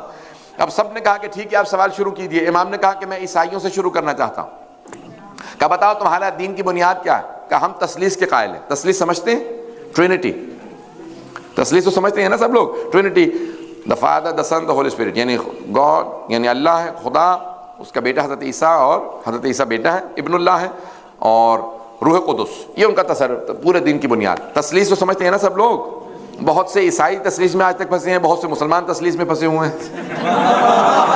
ٹرینٹی کا مسئلہ بڑا عجیب سا مسئلہ ہے۔ تو اب یہ ٹرینٹی کا مسئلہ تھا ان لوگوں کا، وہ ٹرینٹی کے ماننے والے تھے، بہت سے مسلمان بھی ٹرینٹی کے ماننے والے ہیں۔ تو اب عزیزان گرامی وہ سب کے سب آئے اور ایک مرتبہ امام کے سامنے کھڑے تھے۔ سارے عیسائی جب کھڑے تھے نا شاگردوں کے ساتھ، وہ جو آرچ بشپ تھا ان کا، جو پوپ تھا اس زمانے کا، اس نے امام کو دیکھا۔ امام نے کہا کہ ہاں میں حضرت عیسیٰ کو مانتا ہوں۔ اس مناظرے کا یہ کتاب التوحید میں ہے، ترجمہ میں نے کیا، کتاب التوحید چھپی ہے، اسی میں ترجمے میں موجود ہے۔ تو امام نے ایک مرتبہ کہا کہ اے عیسائیو تمہارا عقیدہ کیا ہے جناب عیسیٰ سے متعلق؟ کہا ہمارا عقیدہ ہے وہ ابن اللہ ہے، عربی میں کہتے ہیں ابن اللہ، ہم کہتے ہیں، یعنی عیسائیوں نے کہا کہ ہمارا عقیدہ یہ ہے وہ سن آف گاڈ ہے، ابن اللہ، اللہ کا بیٹا ہے۔ کہا لیکن نہیں، میں ان کو ابن اللہ نہیں مانتا، میں اللہ کا نبی اور بندہ مانتا ہوں، میں بیٹا نہیں مانتا، عبد مانتا ہوں۔ وہ کہتے تھے ہم ابن مانتے ہیں، امام نے کہا میں عبد مانتا ہوں۔ توجہ ہو، امام نے کہا میں عبد مانتا ہوں، اور امام نے کہا کہ میں ان کو نبی مانتا ہوں، حضرت عیسیٰ کو مانتا ہوں، حضرت عیسیٰ معصوم تھے، لیکن جناب عیسیٰ بس نماز روزے کے چور تھے۔ جیسے آپ خاموش ہو گئے نا، سارا مجمع بڑا پریشان ہوا، امام نے کیا کہہ دیا یہ؟ جیسے امام نے کہا نا نماز روزے کے چور تھے، تو عیسائی آرچ بشپ جو ہے وہ چیخنے لگا کہ کس نے کہا مسلمانوں کے عالم ہیں؟ جناب عیسیٰ کے لیے پوری زندگی کسی نے دن میں دسترخوان نہیں بچھایا، رات میں بستر نہیں بچھایا، نہیں پہنچ سکے، نہیں پہنچا سکا بات کو، کہ کسی نے دن میں دسترخوان نہیں بچھایا، پوری زندگی روزے رکھے، دسترخوان کبھی نہیں کسی نے بچھایا، ہمیشہ روزہ رکھتے تھے، رات میں کسی نے بستر نہیں بچھایا، پوری رات تہجد سے پوری زندگی میں رہے، پوری زندگی ہمیشہ رات میں تہجد پڑھتے تھے، دن میں روزہ رکھتے تھے۔ جس نے پوری زندگی تہجد پڑھی، روزے رکھے، ایک دن روزے سے نہیں خالی رہا، آپ نے اسے نماز روزے کا چور بنا دیا۔ امام نے کہا اچھا تو تم مانتے ہو، تو تم مانتے ہو وہ نماز روزہ کرتے تھے؟ کہا۔ امام نے کہا اچھا یہ بتائیے نماز روزہ کیا ہے؟ کہا عبادت ہے۔ امام نے کہا پھر سن، جو عبادت کرتا ہے وہ عبد ہوتا ہے، ابن نہیں۔ The one who serves is not the son of God, is servant of God۔ جو بندگی کرتا ہے وہ بندہ ہوتا ہے، بیٹا نہیں۔ امام نے کہا میں نے سوال کر لیا، تیرا سوال۔ ایک مرتبہ خاموش ہوئے، کہنے لگا آپ نے سوال لاکھ چھوڑا ہی کہاں ہے؟ ہمارے دین کی بنیادیں تو ہلا دی، ہمارے دین کی بنیاد یہی ہے کہ عیسیٰ ابن اللہ ہیں، اللہ کے بیٹے ہیں۔ جب آپ نے غلط ثابت کر دیا، میں کیا سوال کروں؟ میرے پاس کوئی سوال نہیں ہے، آپ کسی اور سے بات کر لیجئے۔ مامون نے ایک مرتبہ دیکھا کہ یہ کیا ہو رہا، پہلا ہی مناظرہ امام نے ایسا چیٹ کیا ہے کہ اس کے بعد جواب ہی نہیں ہے۔ کہا بہت ہو گیا، ہمارے ولی عہد کی توہین ہو رہی ہے، میں جا رہا ہوں۔ جیسے اس نے کہا کہ ولی عہد کی توہین ہو رہی ہے، میں جا رہا ہوں، امام نے مسکرا کے شیعوں کو دیکھا، کہا میں نے کہا تھا نا چہرہ میرا نہیں مامون کا دیکھنے والا ہوگا، یہ برداشت ہی نہیں کر پائے گا جب میں ہر عالم کو اسی کی زبان میں جواب دوں۔ توجہ تو ہے؟ 2-3 منٹ اور بس، اس سے زیادہ نہیں پیش کروں گا، پورا مناظرہ نہیں پیش کر سکتا، چند جملے سن لیجیے۔ امام نے فوراً اس کے بعد یہودیوں کا رخ کیا، کہا یہودیوں یہ بتاؤ کہ تم جناب موسیٰ تک سارے انبیاء کو مانتے ہو، بعد والے انبیاء کو کیوں نہیں مانتے؟ کہا کیونکہ بعد والے انبیاء نے ویسے معجزات نہیں دکھائے جیسے جناب موسیٰ نے معجزات دکھائے۔ امام نے کہا نہیں ایسی بات نہیں ہے، بعد والے انبیاء نے تو بڑے بڑے معجزات بھی دکھائے. عیسیٰ نے مردوں کو زندہ کیا. جناب موسیٰ کے 2 معجزات ہیں. کیا قرآن نے 2 معجزات ذکر کیے جناب موسیٰ کے؟ ایک ید بیضا، جیب میں ہاتھ ڈالتے نکالتے تھے نور نکلتا تھا. دوسرا عصا تھا، زمین پہ پھینکتے تو اژدہا میں تبدیل ہو جاتا. کہ یہ 2 معجزات یہی مانتے ہو؟ یہودیوں نے کہا ہاں ہم یہی 2 معجزات مانتے ہیں. امام نے کہا دیکھو قرآن نے بھی یہی 2 معجزات ذکر کیے، لیکن بعد والے انبیاء کے تو اس سے بڑے بڑے معجزات. جناب عیسیٰ مردے کو ٹھوکر مار کے زندہ کرتے. پیغمبر اسلام نے چاند کے 2 ٹکڑے کر دیے تھے. لیکن یہ معجزات ہم نے خود نہیں دیکھے، یہ تو ان کے ماننے والوں نے بتائیں. اس یہودی نے، چیف رہبائی نے کہا جو راس الجالوت، امام نے کہا اچھا تو جناب موسیٰ کے معجزات تو نے خود دیکھے؟ سن رہے ہیں؟ امام نے سوال کیا بھئی جناب موسیٰ کے معجزات تو نے خود دیکھے؟ کہ نہیں خود تو نہیں دیکھے، لیکن مستند کتابوں میں آئے ہیں، اتھینٹک بکس میں آئے. امام نے کہا اچھا تو اگر مستند کتابوں سے میں بعد والے انبیاء کے معجزات بھی بتا دوں تو مان لے گا؟ اس نے کہا ہاں مستند کتابیں، لیکن آپ کے نزدیک نہیں، ہمارے نزدیک مستند ہو. توجہ ہو کہ آپ کے نزدیک نہیں، آپ اپنی اتھینٹک بک سے دے تو میں تو مانتا نہیں کتابوں کا. امام نے کہا نہیں تیری ہی اتھینٹک بک سے حوالہ دوں گا. کہا ذرا بتا تمہارے نزدیک سب سے اتھینٹک بک کون سی ہے، سب سے مستند کتاب کون سی ہے؟ کہا توریت. ہمارے نزدیک چھوڑا سب سے مستند ہے. امام نے کہا ذرا مجمع کو بتا میری توریت کی تلاوت کیسی ہے. ذرا کتاب کھول. وہ بہت دور کھڑا تھا، اس نے توریت کھولی. امام نے ہیبرو زبان میں، عبرانی زبان میں توریت کی تلاوت شروع کی. جب آدھا صفحہ امام نے پڑھ لیا اس نے کتاب کو بند کیا. کہا کہ آپ وہاں منبر پہ بیٹھے ہیں، میں یہاں کھڑا ہوں، یہ آپ کو پتہ کیسے چلا میں نے صفحہ کون سا کھولا؟ امام نے کہا اگر دیکھ کے بتاؤں تو حجت خدا کیسا؟ کہ بغیر دیکھے بتاتا تو نے صفحہ کون سا کھولا؟ کہا ایھا الناس. امام نے کہا مجمع کو بتا میری ہیبرو کیسی ہے، توریت کی تلاوت کیسی ہے؟ کہا ایھا الناس لوگوں میں گواہی دیتا ہوں یہ توریت کو مجھ سے بہتر جانتے ہیں، انہیں حفظ بھی ہے اور یہ بہتر جانتے بھی ہیں، ان کی قرات تلاوت مجھ سے بہتر ہے. ایتھان گرامی امام نے کہا ذرا اب چیپٹر کھول. تم نے کہا کہ تمہاری کتاب سے حوالہ دوں. امام نے کہا ذرا چیپٹر کھول، سورہ کھول. سورہ کا نام ہے حبقوق. آیت 11 سے لے کے 19 تک دیکھ، میں تلاوت کر کے بتاتا ہوں، حوالہ دیتا ہوں.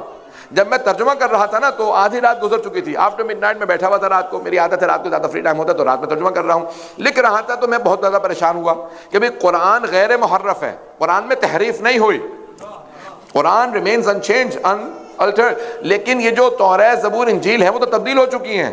1250 سال پہلے امام کا مناظرہ ہے. ایسا تو نہیں ہے کہ جو امام نے حوالہ دیا ہو وہ توریت میں آج ہو ہی نہیں. آپ تو ایسے پریشان ہو گئے میں آپ سے بحث کر رہا ہوں، میں مناظرہ آپ سے نہیں ہے، یہ حوالہ میں پیش کر رہا ہوں. امام علیہ السلام نے حوالہ کون سا دیا؟ عزیزان گرامی میں اسی رات میں فوراً gospel.com پہ گیا. میں نے جا کے وہ کئی زبانوں میں، آپ جا کے دیکھیں گے نا کئی زبانوں میں gospel.com میں توریت زبور انجیل موجود ہیں. میں نے gospel.com پہ فوراً وہ عربی کی عبارت کو، عربی فوراً کھولی، عربی کی عبارت کو ٹائپ کیا. وہ امام نے جو 1250 سال پہلے حوالہ دیا تھا وہ آج بھی موجود تھا. ہم ایسے امام کے ماننے والے ہیں جن کی نگاہیں دیکھتی ہیں جب توریت کو تبدیل کر دیا جائے گا، تحریف کے بعد کون سا حوالہ باقی رہے گا، کون سا حوالہ نکال دیا جائے گا. وہ حوالہ جو آج تک نہ نکالا گیا ہو امام نے وہ حوالہ پیش کیا. اوروں کے امام اور ہیں، ہمارے امام معصوم ہیں. امام نے وہ حوالہ اس وقت پیش کیا. ایسا نہیں کہ ہمیں جب میں پڑھ رہا تھا لکھ رہا تھا میرے آج یقین میں نے آپ کے سامنے پیش کر رہا ہوں. امام علیہ السلام نے حوالہ دیا. امام نے کہا سن وَتَجَلَّى رَبُّكَ. میں عربی میں بھی پیش کروں گا، امام نے ہیبرو میں کہا ہے لیکن میں انگلش میں ترجمہ پیش کروں گا، اردو میں بھی ترجمہ پیش کر دوں. سنیں گے؟ وقت تو تمام ہو گیا، اگر چلیں گے تو 2-4 منٹ اور چلیں. اب آپ کا کل ورکنگ ڈے ہے. وہ کہہ رہے ہیں کوئی بات نہیں، ان دونوں حضرات کو پکڑ لیجیے جو آگے بیٹھے ہوئے ہیں. تو اب یہ سب کے سب میں بحث کو مکمل کر رہا ہوں، سارا مناظرہ نہیں پڑھوں گا. ایک مرتبہ امام نے کہا ذرا سورہ حبقوق کو کھول، آیات 11 سے لے کے 19 تک دیکھ، میں تیرے سامنے تلاوت کرتا ہوں، ذرا مجمع کو بتا تلاوت صحیح ہے اور جو حوالہ دے رہا ہوں وہ مستند ہے یا نہیں ہے. اس نے ایک مرتبہ حبقوق کو کھولا کہ کتاب تو ہماری ہے. امام نے کہا وَتَجَلَّى رَبُّكَ، اور تمہارے رب نے and your Lord sent his manifestation وحی کو نازل کیا علی طور سینا on Mount Sinai. کہا ذرا بتا طور سینا پہ، ماؤنٹ سینائی پہ کس پہ وحی نازل ہوئی تھی؟ کہ واضح سی بات ہے ہر کتاب میں ہے، جناب موسیٰ پہ طور سینا پہ وحی نازل ہوئی.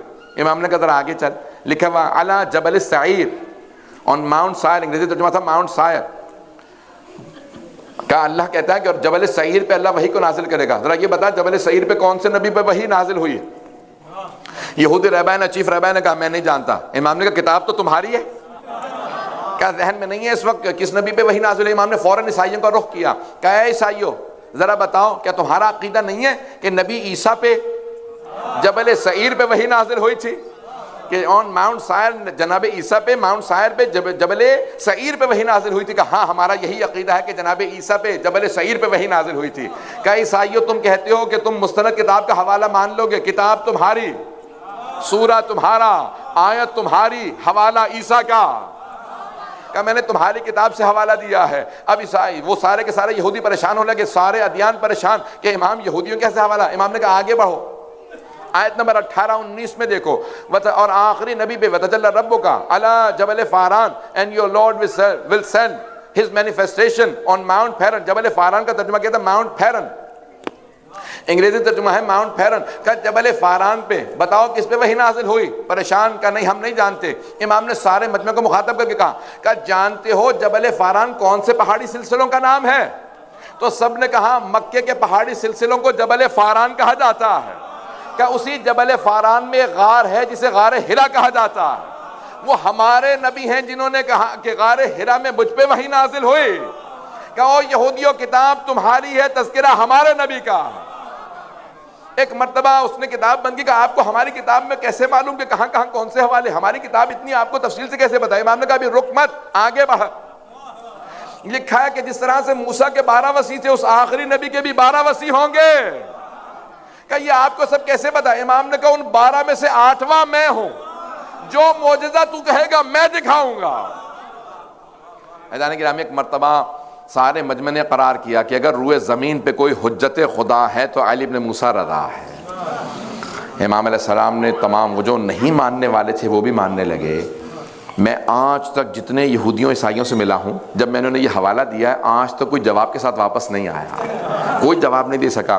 میں ایک مرتبہ ایک یہودی رابعہ کے ساتھ بیٹھا تھا، میں نے کہا بھئی یہ حوالہ آپ کی کتاب کا ہے؟ تو کہنے لگے you seem to know our books quite well. کہنے لگے آپ ہماری کتابیں کافی اچھے جانتے ہیں۔ میں نے کہا نہیں، یہ ہمارے امام نے بتایا۔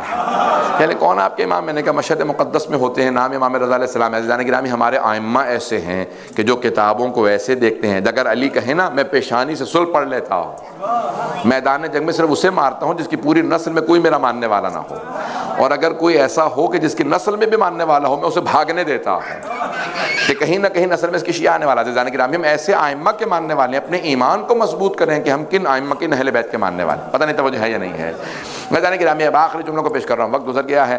امام رضا علیہ السلام کے جب مناظرے ہوئے تو مامون بہت زیادہ پریشان ہونے لگا۔ کبھی یہ تو جو نہیں مانتا تھا وہ بھی ماننے لگا ہے، یہ تو دوسرے ادیان تک بات چلی گئی ہے، دوسرے مکاتب فکر تک بات چلی گئی ہے۔ تو ایک دن اس نے باقاعدہ فیصلہ کیا کہ اب میں ان کو زہر دے دوں گا تاکہ یہ راستے سے ہٹ جائیں، کہیں ایسا نہ ہو کہ جو نہیں مانتا وہ بھی انہیں ماننے لگے۔ بہت تیزی سے تشیع پھیل رہا تھا، اسی لیے حجج الرضویہ کا ذکر کیا جاتا ہے۔ امام رضا کے مناظرے اور ان کے حجتیں، جو بھی 8ویں امام تک آتا ہے وہ 12 تک سب کو مانتا ہے۔ جتنے شیعوں میں فرقے بنے ہیں وہ 8ویں امام سے پہلے بنے، کیونکہ ان ائمہ علیہ السلام کے زمانے میں بادشاہ ائمہ کو بولنے نہیں دیتے تھے۔ 8ویں امام کو بھی اس لیے صرف بولنے دیتا تھا کہ تاکہ امام جتنے بولیں گے کہیں ایک مرتبہ ہار جائیں، لیکن اب امام علیہ السلام نے اپنے علم سے ہر انسان کو منوا لیا تھا کہ یہی امام ہے، اور پھر کہا کہ میں 8واں ہوں اور 12 تک سب کو ماننا ہے۔ مامون نے اپنے بیٹے کا نام رکھ دیا مہدی، مہدی عباسی ہمارے علماء کہتے ہیں، میں بھی انگریزی میں پیش کر رہا تھا۔ اس نے اپنے بیٹے کا نام رکھا مہدی۔ کہا یاد ہے رسول خدا نے کہا تھا 12 میرے وصی ہوں گے، 12واں دنیا میں عدل انصاف قائم کرے گا، وہ حکومت قائم کرے گا۔ کہا یہ میرا بیٹا ہے مہدی، اس کا نام مہدی ہے اور یہ خلیفہ بنے گا میرے بعد۔ تو اکثر جو ہے وہ اس کو بلاتا، ڈانٹتا رہتا تھا، گالیاں دیتا رہتا، کبھی بھائیوں سے مار کھاتا، کبھی محلے میں پٹ کے آتا، کبھی ماں سے مار کھاتا۔ امام نے خود فرمایا، کہا دیکھو جس مہدی کے ہم ماننے والے ہیں اس کے دادا پردادا اس کی تعظیم میں کھڑے ہوتے ہیں۔ جب بھی وہ کہتا نا مہدی، امام فوراً کھڑے ہو جاتے، سر پہ ہاتھ رکھتے اور کہتے کہ اجل اللہ فرجہ، خدا جلدی اسے بھیجے، وہ عدل انصاف قائم کرے۔ اور امام کہتے فدا ہو، اب اس کے دادا باپ دادا اس پہ قربان ہو جائیں۔ امام کہتے کہ دیکھو جس مہدی کے ہم ماننے والے ہیں اس کے دادا بھی تعظیم میں کھڑے ہو جاتے ہیں۔ جس مہدی کو یہ مانتا ہے کبھی محلے سے مار کھا کے آتا ہے، کبھی کہاں سے۔ عزیزان گرامی، کتنا فرق ہے! ائمہ نے یہ تمیز دنیا کے اندر پیدا کی ہے کہ یاد رکھو کہ ان میں اور ہمارے میں بہت زمین آسمان کا فرق ہے۔ پتہ نہیں بات پہنچی ہے نہیں پہنچی ہے۔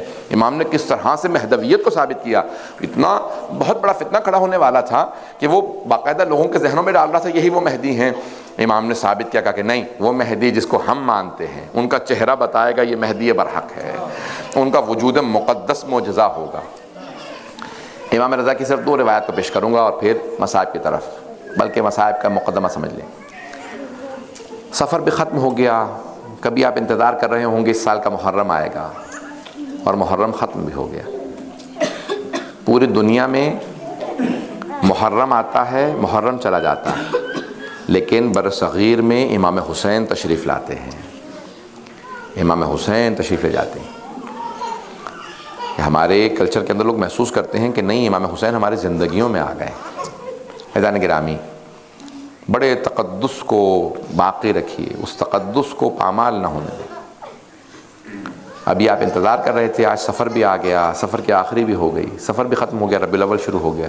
2 مہینے لوگ غم کرتے ہیں، لیکن آپ پھر بھی 2 مہینے بعد سوگ توڑ دیتے ہیں نا، 2.25 مہینے بعد سوگ ختم ہو جاتا ہے۔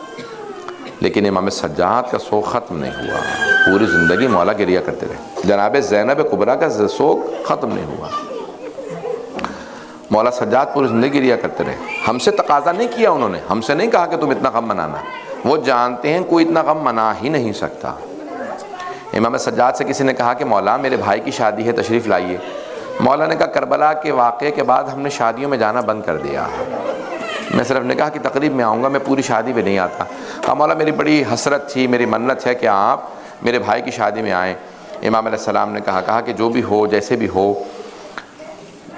میں شادی میں نہیں آ سکتا۔ کہا مولا کچھ دیر کے لیے آ جائیے۔ مولا نے کہا ایک شرط پہ آؤں گا، اگر کچھ دیر کے لیے اپنے بھائی کی شادی میں میرے بابا کی مجلس رکھ لو، اگر مجلس ہو جائے میرے بابا کی، میرے بھائی علی اکبر کی شہادت پڑھی جائے تو میں ضرور آ جاؤں گا، میں مجلس کی نیت سے آؤں گا، شادی میں شریک ہو جاؤں گا۔ کہا مولا ٹھیک ہے، میں مجلس رکھ لوں گا۔ جب مجلس ہونے لگی نا تو امام نے آواز دی، کہا کچھ دیر کے لیے چراغ بجھا دینا۔ جب چراغ بجھا دیں، کہا مولا کیوں چراغ بجھا دیں؟ کہا کوئی رونے میں شرم نہ کرے، حیا نہ کرے، لوگ کھل کے رو سکیں۔ جب چراغ دوبارہ جلائے نا تو دیکھا کہ امام رضا موجود نہیں ہے۔ کہا مولا کہاں چلے گئے؟ امام سجاد علیہ السلام موجود نہیں ہیں، کوئی آیا باہر دیکھا امام دروازے پہ کھڑے ہیں۔ کہا مولا یہاں کیوں کھڑے ہیں؟ کہا سب کو خدا حافظ کہنا چاہتا ہوں، لوگوں کو الوداع کہنا چاہتا ہوں۔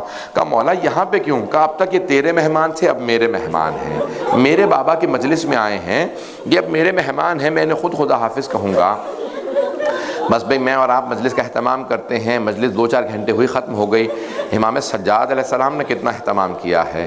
8ویں امام بیٹھے گریہ کر رہے تھے، میں سب کے جملے پیش کر رہا ہوں، جلدی جلدی ایک 2 جملے ہر امام سے متعلق۔ 6ٹھے امام علیہ السلام سے متعلق ملتا ہے کہ جب 6ٹھے امام کے گھر پہ کوئی آیا نا تو دیکھا کہ مولا بہت زیادہ گریہ کر رہے ہیں۔ کہا مولا کیا بات ہے؟ کہا آج عاشورے کا دن ہے۔ ایک مرتبہ امام علیہ السلام نے کہا کہ تم نے کوئی مرثیہ کہا ہے، کوئی شعر کہا میرے جد حسین کی شہادت میں؟ کہا ہاں مولا میں نے شعر کہے۔ کہا ذرا سناؤ۔ جب وہ سنانے لگا امام نے کہا رک جا بھی نہ پڑھ۔ امام نے خادم سے کہا ذرا پردے کا اہتمام کر دے، میری ماں سے، میری بہنوں سے، میری بیٹیوں سے، میری زوجہ سے کہہ دے مجلس ہونے والی ہے، وہ بھی آ جائیں۔ جیسے پردہ کھینچا نا کہ ایک مرتبہ امام کی جو گھر میں خادم تھا اس نے جا کے آواز دی، کسی خادمہ سے کہا کہ امام کی طرف سے حکم آیا امام کی والدہ حضرت ام فروہ کو بتا دو مجلس حسین ہونے والی ہے۔ جیسے پردہ کھینچا امام کی والدہ آ کے بیٹھ گئیں، امام کی بہنیں آئیں، امام کی بیٹیاں بھی آ گئیں، امام کی زوجہ بھی آ گئیں، سب آ کے بیٹھ گئے۔ وہ جو شاعر تھا نا وہ امام کی والدہ کے خاندان سے تھا، حضرت ام فروہ کے خاندان سے تھا۔ ایک مرتبہ اس نے اشعار پڑھنا شروع کیے تو آواز آنے لگی، امام کی والدہ بلند آواز سے رونے لگیں۔ جب امام کی والدہ کی رونے کی آواز آئی نا تو ایک مرتبہ اس شاعر نے جناب ام فروہ سے کہا کہ اے ام فروہ اگر آپ زیادہ روئیں گی تو آپ کا بیٹا آ کے آپ کو دلاسا دے گا۔ وہ کیونکہ امام کی والدہ کے خاندان سے تھا، بھانجا تھا ظاہراً، تو اس نے کہا اے بی بی ام فروہ اگر آپ زیادہ روئیں گی نا تو آپ کا بیٹا امام صادق آپ کو آ کے دلاسا دے گا، گلے سے لگائے گا، آپ کے آنسوؤں کو صاف کرے گا، اگر آپ بے ہوش ہو کے گر گئیں تو پانی پلائے گا۔ لیکن ام فروہ جب آپ کی پھپھیاں روتی تھیں انہیں شمر تازیانے مارتا تھا، انہیں پانی نہیں دیا جاتا تھا۔ ایک مرتبہ امام نے کہا الباب الباب دروازہ بند کر دو، سارے مدینے والے دروازے پہ آ کے جمع ہو گئے تھے۔ امام نے کہا دروازہ بند کر دو۔ کسی نے پوچھا مولا دروازہ کیوں بند کر دے؟ کہا میرا بیٹا بے ہوش ہو کے گر گیا ہے، میرے جد حسین کی مجلس میں میرا بیٹا موسیٰ کاظم بے ہوش ہو کے گر گیا ہے۔ دیکھا تو امام نے نام نہیں لیا، امام نے کہا میرا بیٹا بے ہوش ہو کے گر گیا۔ دیکھا تو امام کے صاحبزادے امام موسیٰ کاظم بے ہوش تھے۔ کہا کیا بات ہے؟ کہ میں اپنے جد کے مصائب کو برداشت نہیں کر پاتا۔ بس بھئی جب آپ روتے ہیں تو کوئی پابندی تو نہیں نا آپ کے رونے پہ، آپ کو کوئی روکتا تو نہیں ہے کہ مت گریہ کیجئے گا۔ امام رضا کے چند جملے پیش کروں گا۔ امام رضا بھی بیٹھے تھے، ایک مرتبہ ریان ابن شبیب امام کے صحابی ہیں آئے، کہا پوچھا مولا کیا بات ہے، اتنے افسردہ کیوں ہیں، آنکھوں میں اتنے آنسو کیوں ہیں مولا، آپ کی پوری ریش مبارک تر ہو گئی ہے۔ امام نے کہا یا ابن شبیب، شبیب کے بیٹے تمہیں نہیں پتا آج عاشورے کا دن ہے؟ کہا مولا حکومت اعلان نہیں کرتی ہے، کوئی غم کا اعلان نہیں ہوتا؟ کہا نہیں آج عاشورے کا دن ہے۔ کہا مولا ذرا اپنے جد کی کوئی مصائب تو سنائیں۔ امام نے کہا انہو ذبح کالکبش، ان کو ایسے ذبح کیا گیا جیسے ایک گوزفند کو ذبح کیا جاتا ہے، جیسے ایک بھیڑ کو ذبح کیا جاتا ہے۔ یہ روایت بڑی مستند روایت ہے، اس میں کوئی بھی شک نہیں کہ امام نے فرمایا ہے۔ علماء نے بڑی بحث کی ہے امام نے کیوں کہا ایسے ذبح کیا جیسے گوزفند کو ذبح کرتے ہیں۔ آپ نے دیکھا ایک بھیڑ کو جب ذبح کرنے لگتے ہیں تو اس کے ہاتھ پاؤں باندھ دیے جاتے ہیں، امام حسین کے ہاتھ پاؤں باندھے نہیں گئے تھے، پھر امام نے کیوں شبیہ دی ہے؟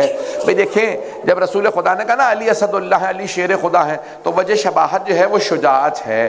یہاں پہ بھیڑ سے کیوں تشبیہ دی ہے؟ اس پہ بڑی بحث ہے کہ جیسے بھیڑ کو ذبح کیا جاتا ہے ویسے ذبح کیا گیا امام حسین کو۔ بھئی امام حسین کے ہاتھ پاؤں باندھے نہیں گئے تھے، کیوں امام رضا نے تشبیہ دی؟ جب بھیڑ کو ذبح کیا جاتا ہے نا تو اسے پہلے پانی پلا دیا جاتا ہے، امام حسین کو پانی نہیں پلایا گیا تھا۔ پھر کیوں کہا امام رضا نے جیسے ایک بھیڑ کو ذبح کیا جاتا ہے؟ کہتے ہیں جب ایک بھیڑ کو ذبح کرنے لگتے ہیں نا تو اسے دوسری بھیڑوں سے چھپا دیا جاتا ہے، چھپا کے ذبح کیا جاتا ہے۔ امام حسین کو چھپا کے ذبح نہیں کیا گیا تھا، بہن 70 قدم کے فاصلے پہ کھڑی دیکھ رہی تھی۔ پھر کیوں کہا امام رضا نے ایسے جیسے ایک گوسفند کو ذبح کیا جاتا ہے؟ مولا کیوں کہا؟ تو علماء کہتے ہیں بس ایک ہی وجہ ہے جو امام رضا نے کہی، جب کوئی ایک بھیڑ کو ذبح کرنے لگتا ہے نا تو کوئی روکنے والا نہیں ہوتا، کوئی نہیں کہتا مت مارو اس بھیڑ کو، مت ذبح کرو، ارے تم بھیڑ کو ذبح کیوں کر رہے ہو، کوئی نہیں کہتا بھیڑ کو ذبح مت کرو۔ امام رضا کہتے ہیں جیسے ایک بھیڑ کو ذبح کیا جاتا ہے ہمارے جد کو ایسے ذبح کیا، کوئی روکنے والا نہیں تھا، مت مارو حسین کو، یہ زہرا کا لال ہے، یہ نواسہ رسول ہے۔ بس ایک بہن کھڑی تھی جناب زینب بار بار دامن پھیلا کے کہتی تھی اما فیکم مسلم، کہ تمہارے درمیان کوئی مسلمان نہیں، یہ تمہارے نبی کا نواسہ ہے، میری ماں نے چکیاں پیس کے پالا تھا، مت مارو حسین کو۔ اجرکم اللہ، امام رضا علیہ السلام فرماتے ہیں مجھے اپنے جد کا بہت زیادہ غم ہے، میری پھپھیاں کھڑی دیکھ رہی تھی۔ میں ایک سوال کروں اپنی ماؤں بہنوں سے، اگر آپ کے سامنے آپ کے بچے کو کوئی تماچا بھی مار دے آپ سے برداشت نہیں ہوگا؟ جناب زینب کی آنکھوں کے سامنے ایک مرتبہ شمر نے ہاتھ میں خنجر لیا، جب سر سے امامہ اتارا جناب زینب نے کہا بھیا، امام حسین نے کہا یا زینب ارجعی الی الفسطیٰ، زینب خیمے میں واپس چلی جاؤ، آپ سے برداشت نہیں ہوگا۔ لیکن جناب زینب نے رخ نہیں پھیرا، جب اس نے خنجر چلایا امام حسین نے کہا او شمر مجھے مت مار، میں تیرے نبی کا نواسہ ہوں، میں زہرا کا لال ہوں، میں علی کا بیٹا ہوں۔ اس نے ایک مرتبہ سیدھا کیا پھر سامنے سے گلا کاٹا۔ امام زمانہ کہتے ہیں میرا سلام و میرے جد حسین پہ، وَالشِّمْرُ جَالِسٌ عَلَىٰ صَدْرِهِ، جب شمر سینے پہ سوار تھا، آخذٌ بِلِحْيَتِهِ، ان کی داڑھی کو پکڑ رکھا تھا۔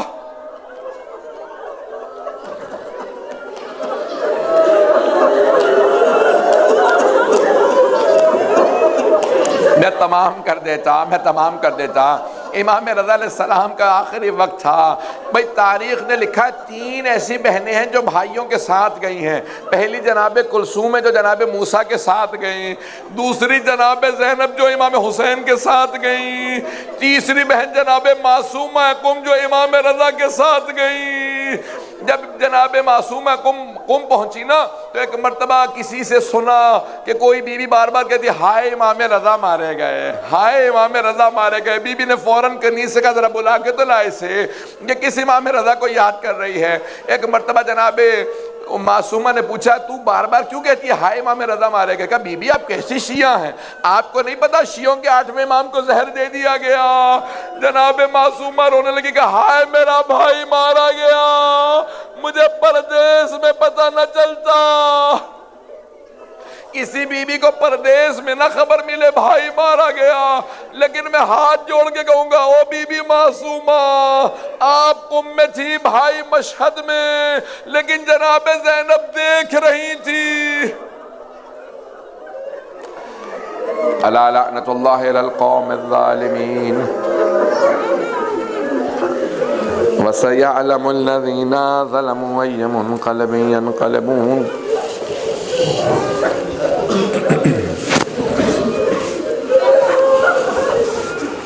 میں نے تمام کر دیا۔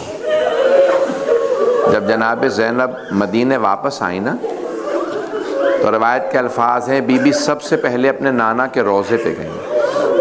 ہاتھوں کو بلند کیجئے گا، مختصر سی دعا کرواؤں گا، ہاتھوں کو بلند کر کے میری طرف اگر دیکھ سکے تو دیکھیے گا۔ میں آپ لوگوں کو نہیں دیکھ پاتا اس وقت، لیکن اگر آپ دیکھ سکے تو دیکھیے گا۔ جب جناب زینب آئی نا نانا کے روضے پہ، بی بی نے بلند آواز سے رو کے کہا نانا، دونوں ہاتھ دروازے پہ رکھے روضہ رسول کے، بلند آواز سے کہا یا جدہ انی ناعیۃ الیک بولدک الحسین، نانا میں آپ کے نواسے حسین کی سنانی لے کے آئی۔ نانا میں 70 قدم کے فاصلے پہ کھڑی دیکھ رہی تھی۔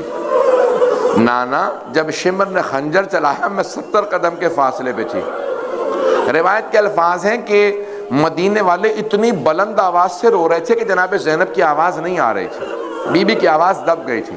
لوگ چیخے مار مار کے رونے لگے، ارے حسین کو اس طرح سے مارا گیا، سارا مدینہ رو رہا تھا، بی بی کی آواز دب گئی، بی بی خاموش ہو گئی۔ جب سب خاموش ہوئے نا تو بی بی نے ایک جملہ کہا نانا اگر نامحرموں کا مجمع نہ ہوتا میں اپنی کلائیوں سے چادر ہٹاتی، نانا میں اپنے بازوؤں کے نشان دکھاتی، نانا میں آپ کو بتاتی آپ کی امت نے مجھے کتنے تازیانے مارے۔ بس بھئی سارا مدینہ رونے لگا، بی بی آپ کو تازیانے مارے گئے، علی کی بیٹیوں کو، اجرکم اللہ اجرکم اللہ۔ بس بھئی بی بی نے ایک مرتبہ کہا امام سجاد سے، بیٹا سجاد مجھے کچھ دیر کے لیے ماں کی قبر پہ لے چلو۔ صرف امام معصوم جانتے ہیں جناب سیدہ کی قبر کہاں ہے، دوسروں کو جاننے کی اجازت نہیں۔ امام سجاد نے کہا باقی سب لوگ گھر چلے جائیں، میں اپنی پھپھی کو کچھ دیر کے لیے اپنی دادی کی قبر پہ لے جاؤں۔ جب لے کے آئے نا کہا پھپھی اماں یہ میری دادی کا روضہ ہے۔ جناب زینب نے ایک مرتبہ سامان کھولا، جناب سید الشہداء کا کرتا نکالا اور جناب سیدہ کی قبر پہ بچھا دیا۔ قبر پہ بچھا کے ایک جملہ کہا اماں یہ آپ کے حسین کا کرتا ہے۔ ایک مرتبہ قبر پہ زلزلہ سا آنے لگا، محسوس ہوتا تھا جیسے قبر میں کوئی تڑپ رہا ہے۔ جناب زینب نے رو کے کہا اماں برداشت نہیں ہوا آپ سے، اماں آپ نے کرتا دیکھا ہے، میں نے لاشا پامال ہوتے دیکھا ہے۔ علماء کہتے ہیں کہ ایک خاتون اپنے باپ سے اپنی مصیبت چھپا سکتی ہے، اپنے مصائب کو اپنے بیٹوں سے چھپا سکتی ہے، بھائیوں سے چھپا لے گی، لیکن جب ایک خاتون اپنی ماں سے ملتی ہے نا تو چھپا نہیں پاتی۔ جیسے ہی جناب زینب آئی نا ماں کے روضے پہ تڑپنے لگی کہ اماں اماں میں 70 قدم کے فاصلے پہ کھڑی تھی، اماں جب شمر نے حسین کے بالوں میں ہاتھ ڈالا۔ بی بی بہت تڑپی، بہت روئی۔ امام سجاد نے پھپھی کا بازو تھاما، آخری مجلس ہے نا اس لیے میں پڑھ رہا ہوں، اب اگر برداشت کر پائے آپ، میں بڑے سخت جملے کہنے والا ہوں آگے، اگر دیکھ سکے تو دیکھیے گا۔ امام سجاد نے پھپھی کا بازو تھاما، کہا پھپھی اماں بس کیجئے، اٹھایا کہ گھر چلیں۔ کہاں لے کے آئے؟ اپنے گھر لے آئے، امام حسین کے گھر لے کے آئے۔ جب گھر لے آئے نا تو جناب زینب نے ہر بی بی سے پرسہ لیا، سب کو پرسہ دیا، بتایا کیا کچھ ہوا۔ بس ایک مرتبہ جناب عبداللہ ابن جعفر طیار نے بلا بھیجا، کہا سید سجاد اپنی پھپھی سے کہو گھر واپس آ جائیں۔ آپ کو پتا ہے جب جناب زینب کے سامنے لاشیں لائے گئے تھے جناب اون محمد کی بی بی نہیں روئی تھی، بی بی نے آنکھیں بند کر لی تھیں۔ جب شام میں شہداء کے سر واپس آئے نا بی بی نے دوبارہ آنکھیں بند کر لیں۔ جب جناب فضہ نے کہا نا بی بی بیٹوں سے ودا کر لیں، کہا فضہ میں علی کی بیٹی ہوں، صدقہ دے کے واپس نہیں لیتی، میں نے حسین کا صدقہ دے دی۔ یہ جناب زینب نے بہن کی حیثیت سے نہیں کیا، امام وقت کے لیے اولاد کو قربان کیا تاکہ تاریخ میں کبھی بھی امام پہ وقت آئے ہر ماں اپنی اولاد کو قربان کرنے لئے تیار ہو۔ ایک مرتبہ بی بی نے شام میں بیٹوں کے لیے سروں کو دیکھا، آنکھیں بند کر لی، چہلوں پہ دوبارہ کربلا واپس آئیں، ہر قبر پہ گئیں، بیٹوں کی قبروں پہ نہیں گئیں۔ جب بیٹوں کی قبروں کے پاس سے گزری نا تو آنکھیں بند کر کے کہا اونو محمد الوداع، اونو محمد خدا حافظ، اونو محمد ماں جا رہی ہے۔ بی بی ایک مرتبہ مدینے واپس آئی، نانا کے روضے پہ گئیں، بیٹوں کا کوئی تذکرہ نہیں کیا، ماں کی قبر پہ گئیں لیکن کہیں پہ بھی بیٹوں کا شکوہ نہیں کیا، بھائی کے گھر گئیں بیٹوں کا ذکر نہیں کیا، لیکن آخر ماں تھیں، کب تک برداشت کرتیں؟ جیسے جناب عبداللہ نے بلایا نا کہ گھر واپس آ جائیں، بی بی نے سر پہ برقع رکھا، جب چلنے لگی بی بی کا دل تڑپنے لگا، کلیجہ منہ کو آنے لگا، بی بی کے پاؤں لرزنے لگے۔ ایک مرتبہ تڑپتی ہوئی گھر پہنچی، جیسے ہی گھر میں آئی صحن میں 2 جانمازیں بچھی دیکھی، جانمازیں اٹھا کے سینے سے لگائی اور تڑپ کے رونے لگی کہ اونو محمد میرا اس گھر میں دل نہیں لگتا، مجھے کوئی لے جائے، میں جینا نہیں چاہتی۔ بی بی بہت تڑپی، ابھی گریہ کر رہی تھی، زمین پہ بیٹھی۔ جناب عبداللہ ابن جعفر تیار گھر میں آ گئے لیکن بی بی کو پہچان نہیں سکے، نہ جانے کیا بیت گئی جناب زینب پہ، جناب عبداللہ نے پہچانا نہیں یہ زینب ہے۔ ایک مرتبہ جناب زینب کو دیکھا، کہا بی بی کیا بات ہے، آپ کیوں آئی ہیں ہمارے گھر میں، میری زوجہ گھر نہیں ہے، چلی جائیے۔ جناب زینب نے دونوں ہاتھ سر پہ رکھے، ایک مرتبہ بلند آواز سے روکے کہا عبداللہ پہچانا نہیں؟ عبداللہ میں زینب ہوں، ہم لٹ گئے، برباد ہو گئے، عبداللہ اور محمد مارے گئے۔ نہ جانے جناب عبداللہ نے کیا دیکھا، زمین پہ گر گئے، بوڑھے بھی تھے، بیمار بھی تھے۔ ایک مرتبہ ہمت کر کے پھر اٹھے، جب دوسری مرتبہ زمین پہ گرے نا، جناب زینب سے رہا نہ گیا، پوچھا عبداللہ کیا بات ہے، بیٹوں کی شہادت برداشت نہیں ہو رہی؟ جناب عبداللہ نے دیکھا جناب زینب کے ہاتھ ابھی بھی سر پہ ہیں۔ جناب عبداللہ نے کہا زینب وہ دونوں حسین پہ قربان، میں ہوتا میں بھی قربان ہو جاتا، مجھے بیٹوں پہ صبر آ گیا، لیکن زینب میرے ایک سوال کا جواب دیجئے۔ جناب زینب نے کہا عبداللہ کیا سوال ہے؟ کہا زینب یہ کلائیوں پہ نشان کیسے؟ ایک مرتبہ جناب زینب نے کہا عبداللہ ہاتھوں میں رسیاں، کوفہ و شام کے بازار، شرابی کا دربار، مجمع عام، علی کی بیٹیاں، ہاتھوں میں پتھر، باغیوں کے نعرے۔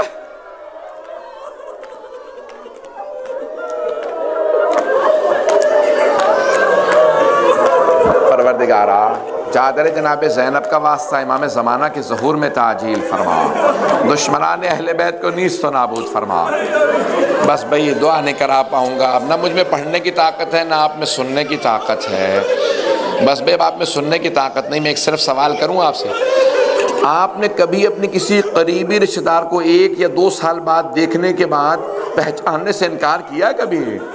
قریبی رشتہ دار ہو پہچان نہ سکے ہوں، جناب عبداللہ پہچان نہیں سکے۔ امام سجاد فرماتے جتنی بیویاں کربلا گئی تھی نا، جب واپس آئیں تو پہچانی نہیں جاتی تھی۔ پوچھا مولا کیوں نہیں پہچانی جاتی تھی؟ کہ بال سفید ہو گئے تھے، کہ کمر ٹوٹ گئی تھی، ہر بیوی بیمار رہتی تھی۔ جب پوچھا امام سجاد سے جناب محمد حنفیہ نے کہ آپ کون ہیں، مجھے بار بار چچا کیوں کہتے ہیں؟ کہا چچا کیا آپ نے مجھے نہیں پہچانا؟ کہا نہیں میں نے آپ کو نہیں پہچانا، آپ کون ہیں؟ کہا چچا میں سید سجاد ہوں۔ جناب محمد حنفیہ نے کہا سجاد آپ 24 برس کے جوان ہیں، یہ آپ کی داڑھی سفید کیسے ہو گئی؟ کہا چچا شرابی کے دربار میں علی کی بیٹیاں کھڑی رہیں،